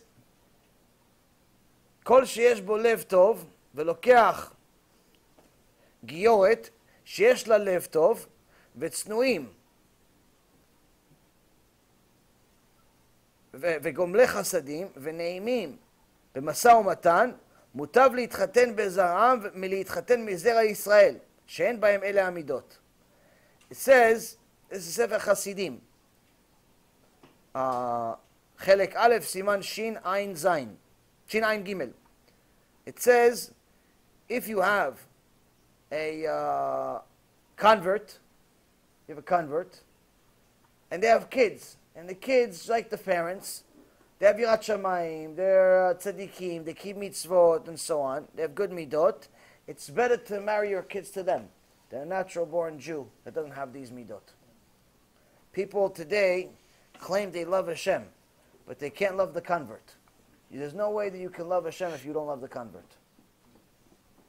There's no way you can love Hashem without loving the convert. And the reason why is because some of the greatest people that ever lived were converts. One of them we just read about was Ovadia. Another one, Rabbi Akiva. Another one, you have Rabbi Meir Balanes. You have countless people, Shmaya Naftalion. You have countless people that came from converts. And Hashem made these mitzvot not just for the people that lived many, many years ago. It's for the people that live today. The people that live today. So these are extraordinary things that are written in the Torah that most people are just not aware that even exist. People think, oh no, if it's a convert, it's lower than me. No, it's actually higher. Why? They chose. There's also another famous Ovadia. There's a few famous Ovadias in life, in history. One is Ovadia the prophet. Why did he become a prophet? Because even though his influence was Achav, King Achav and Izevah, which were a wicked king and wicked queen. They were his influence. He still chose to be a tzaddik by hiding all of the 100 prophets. He hid 100 prophets when they made a decree to kill a bunch of prophets. So despite having a bad influence, he still decided to be a tzaddik, which is the opposite of Esav, which had good influence and decided to be a rasha anyway. So that's one famous Ovadia that got the gift of prophecy because of what he did. Another famous Ovadia is Rav Ovadia. Rav Ovadia, Ovadia Yosef, his real name was Ovadia. His real name was Ovadia Ovadia. That was his real name. Yosef was added later, but Ovadia was his name. And he was the Gdol Adol, but people think, oh, he was a famous rabbi, like, I don't know, some other rabbis in the world. So, oh, he was famous. Maybe he wrote a few books. What people don't understand is that to become Gdol Adol, it's not just because you read or you wrote a few books. Rav Ovadia loved Am Yisrael to such an extent, it's very hard to explain it, understand it. I'll give you an example. Every single day, before he became famous, he would go to his friend, who was the only guy in town in Jerusalem that had a car. Tell him, come on, let's go from town to town. Let's go to different places. Why? Where are we going? He goes, we'll go to wherever there's Jews, we'll go there. I told you guys this story. If maybe you heard it, maybe you didn't. He would start going wherever there was Yeshuva Anashim. There was people there. He would go to the Big Knesset of a bunch of strangers. And he said, Rabotai, I want to say something. People are sitting there. Well, leave us alone. What do you want? Who are you? Because people, Rabotai, I want to talk. Okay, what do you want? You start talking to them about, convince them to take their kids to yeshivot. Now, he didn't have any yeshiva. He doesn't have any commission from it. He doesn't have any benefit from it. Nothing. Other than doing a mitzvah. Net 100% for Hashem. That's why one of the heads of the yeshivot today said that people don't know, they think that Rav Ovadia, alav shalom, built Sephardic Judaism in Israel only. What they don't realize is that most of the yeshiva students on the Ashkenazi side also came from Rav Ovadia. This is a person that loved Am Yisrael to no end. So that's another famous Ovadia. Another famous Ovadia is Ovadia that's mentioned in a letter the Rambam wrote. There was a convert named Ovadia that wrote a letter to the Rambam. And he said, for the Rav, it's this, all different questions. And he told him in the letter that he's a convert. The Rambam focused a good portion of the letter praising this guy for being a convert. He goes, you're higher than me. You're higher than Am Yisrael. Because me, Hashem chose me to be a Jew, but you chose Hashem. Hashem made a special mitzvah in the Torah just for you. You're considered higher than Am Yisrael. So that's another famous Ovadia. So it's a very good name, Baruch Hashem. My son's name is Ovadia. Asaf's name is son's Ovadia. So these Ovadias, Bezat Hashem, will be like the other Chachamim. What else? Kol Yaakov and the Esav. So he's talking about the converts. Okay, Kol Yaakov. Yeah. Let's say, how do you make olive oil? Olive oil. Take a bunch of olives.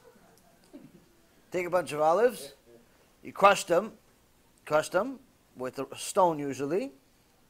And from the crushing the olives, eventually there's oil that comes out of it. There's a lot of olives stay spare, but there's some oil that stays and you collect a bunch of it. Or something easier, you tell Abba, please buy olive oil, and he'll give you a whole bottle of olive oil. It's cheaper and saves some time. No, back then, how did they make it? How did they make olive oil back then? Same thing like they do now. Now they do with big machines. But back then they used to take big, they take a lot of olives. They'll take a huge boulder, a huge rock that was be like a wheel, and then tie it to a donkey or a bull, and put it into a machine, into a thing where the bull would turn, continue dragging it in a circle. Continue dragging in a circle, and every time the rock would actually go and crush the olives. They'll crush the olives and little by little make more and more olive oil. And then the olive oil would go into a little stream and they would collect it. Now, in the Gemara, in Avodah Zarah, Masechet Avodah Zarah, that's what he's asking about. He's not asking about the olive oil. He's asking about Masechet Avodah Zarah. What does it mean? What happens if it's a goy that's making the olive oil? Can he do it? That's what he's asking. You guys think he's asking about the olive oil? He knows about the machines of olive oil. What is he asking about? He's asking about what if it's a goy? Can I hire a goy? Can I hire a goy to make the olive oil? Can I hire a goy to, if it's olive oil, if I can make it for olive oil, it's the same machine. Can I just put it for grapes too? Lama, I can't do it for grapes. I can do it for grapes. Maybe it's not. So what happens? So the important part is to make sure that we know who this person is. If he's an idol worshiper. If he's not an idol worshiper, that also carries significance. That's number one. Number two, if, for example, he's using the same machine to make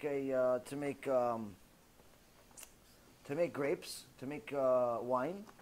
Now, if he drops something into the, let's mistake, drop something in it, depends which section of the machine is, because a certain section that holds the juice and the fruit itself. If it's there, it's okay. You can still kosher wine. Why? Because it's not really the wine yet. But if it's the last section that has just the juice, it's tameh. You can't use the whole wine. That's what he was asking. Why? Because it could be that he was doing it purely for the sake of avodah zarah. Ruin the whole thing. That's what. It's like about. What else? Better question than you guys. I got to bring them on Tuesday. No, go ahead. Yeah, another question. Let's say someone comes up to the Torah and kisses it, and then another guy comes up and he says, "Stop kissing the Torah. God is not even a thing. He's just a piece of dust." But what does Hashem say? Well, Hashem will punish that person eternally because what he did was something extraordinary wrong. Number one, he desecrated the name of Hashem. Number two, he did it in public. Number three, he violated the first, second, and third commandments. So that person that did such a thing has a very, very big punishment waiting for him. And what the keilah should do, that has such a person like this in the keilah, is take the person by the neck and the belt and throw him head first right outside of the synagogue. Why? Because such a person does not deserve to be in a place where Hashem, people pray to Hashem. It's okay to be physical with such people. I don't want to teach violence. It's accept people like this. Good joke. Terrible with The one I jokes. told you was really good. I don't know. I'm terrible with jokes. I barely remember Torah. You want me to remember jokes too? What about the one I told you? I forgot. Remember when you told me? He's asking good questions. You're asking jokes. No, go ahead. Go. You say a joke and then we talk. Like a spot. Who, me? Yeah. A joke or No. Ask a question. Ask a question. See, you're ruining him already. You're ruining him already. No, go ahead. Ask a question. I'll think of something. Okay, so let's say Hashem says that you can kiss the Torah. Okay. And then he says no, you cannot. And then he takes the Jew out, and then he decides to keep all the rabbis out. And then he keeps it for him and says that no Jewish are allowed. And he makes it. Was he Yevani? Is it Greek? He's Greek, this guy? No, like millions of Germans. Oh, Germans. Amalek. Oh, Amalek, we have a mitzvah in the Torah to kill them. So, it's a mitzvah in the Torah to kill them if they're Amalek. And what happens if they crush the Torah? We're not going to let them do it because Hashem will help us. They got away with it one time, once and last. They're not going to get away with it again. How did they do that? We made a lot of sins, so we didn't have Hashem's protection. We made a lot of sins. So if we do tshuva, and we learn Torah, like we're learning today, Baruch Hashem, together, and we get more and more people to learn Torah together, more and more people to do the will of Hashem, more and more people to keep mitzvot, then Hashem will fight our wars. Why? Because it says in the Torah, Adonai lachem lachem v'atem techarishun. In Sefer Shmot, chapter 14, verse 14, Moshe Rabbeinu tells Am Yisrael, God will fight your wars and you shall remain silent. When is He going to fight your wars? When you do the will. When you do whatever Hashem says, you keep mitzvot, you learn Torah, you tirat mishpacha, honor your wife, honor your husband, keep mitzvot, all these different things, you don't have to worry about wars. Why? God will fight for you. God will fight for you. You don't have to worry about any wars. And that's the best way to fight a war, when God's fighting for you. I'll give you guys an amazing chidush. Amazing chidush, and we'll finish like this. So, David HaMelech, Kodesh Kodashim, was the fourth pillar of the Merkava. Mashiach comes from David HaMelech. Now David HaMelech says to Hashem, he says, Hashem, I'm going to go chase them. In Tehillim, he says, I'm going to go chase them, and you kill them. I'm going to go chase the enemy, but you kill them, though. I'm going to make it look natural. I know I'm not going to kill them. You kill them, but at least I'm going to go and chase them, and you kill them.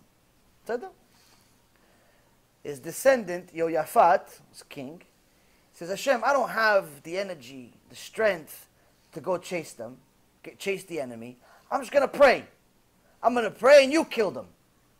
I'm going to pray, and you kill them. Chizkiyahu HaMelech, Chizkiyahu, Masechet Shabbat, Masechet Sanhedrin, a few places mentions him. Chizkiyahu HaMelech says he's supposed to be Mashiach. Hashem wanted to make him Mashiach. Chizkiyahu HaMelech, in Gemara Moed Katan, says he was buried with a Sefer Torah. He was also one of the descendants of David HaMelech. Chizkiyahu HaMelech says, Hashem, I don't have energy to chase them, and I don't have an energy to pray. I'm going to sleep, and you kill them. I'm going to sleep, and you kill them. That's what happened. Hashem made a malach come from Shemaim, killed all of them. 180,000 soldiers. Amazing. So now Chachamim ask a big question. Wait a minute, how could it be? How could it be? What? Chizkiyahu, the descendant of David HaMelech, is more righteous, has more emunah than David HaMelech? That's the pshat that's confused. It's not possible. Why? We know that from the Adam HaRishon, we've continued deteriorating every single generation. There's no possibility that you are going to be greater than anyone before you. Not possible. Doesn't matter. You could study from here till 1,000 years. You're still not going to be greater than Rashi. You're still never going to be greater than Rambam. You're still never going to be greater than Rabbi Akiva. Never. It's not possible. You don't have the tools. So now, how could it be that Chizkiyahu says, I'm not praying at all, you go kill them, Hashem kills them. But David says, I'm going to war, I'm going to chase him, you kill them. Maybe he did a lot of Kiruv. More Kiruv than David HaMelech. David HaMelech, Mashiach comes from David HaMelech. David HaMelech didn't stop. David HaMelech slept 15 minutes a day. So here's the Chidush. David HaMelech was at such a high level of Kedusha, such a high level of Ahavat Hashem, such a high level of Yirat Shamayim. He said to Hashem, Hashem, I know that you're doing everything. I know you're doing everything. But through you doing everything, he was at such a high level that he knows that even if I'm the one that's killing, it's really not me, it's you. Even if I'm the one that's holding the sword, it's really not me, it's you. Even if I'm the one working on Wall Street making millions, it's really not me, it's you. Even if I'm the one selling the car, it's really not me, it's you. Even if I'm the one that's doing anything in the world, it's really not me, it's you. He's such a high level, he says, nothing that I do is me, it's really you. So I'm just going to go chase, because that's my effort. I can just chase just to make it seem like I'm doing something. But I know even what I'm doing is not me, it's you. Yehoshaphat wasn't as high level as David HaMelech. He says, Hashem, I don't have such high level emunah that I don't have to do anything. Like, I can't.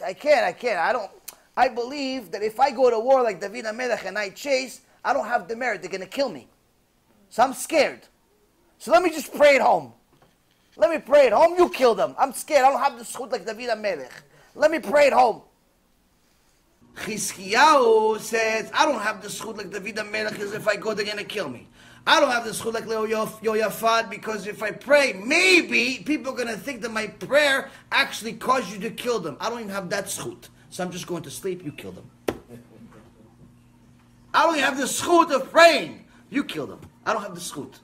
You understand? That's when you don't have chazal, when you don't have the chachamim, you don't have the pirushim, the commentary, you just read things like it's a story, like this. It doesn't make any sense. It's all the opposite. That's why you need the chachamim. That's why you need the Torah.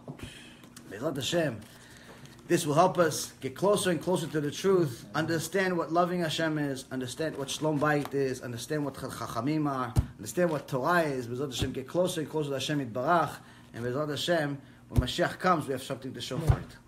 Baruch Adonai Le'olam. Amen ve'amen.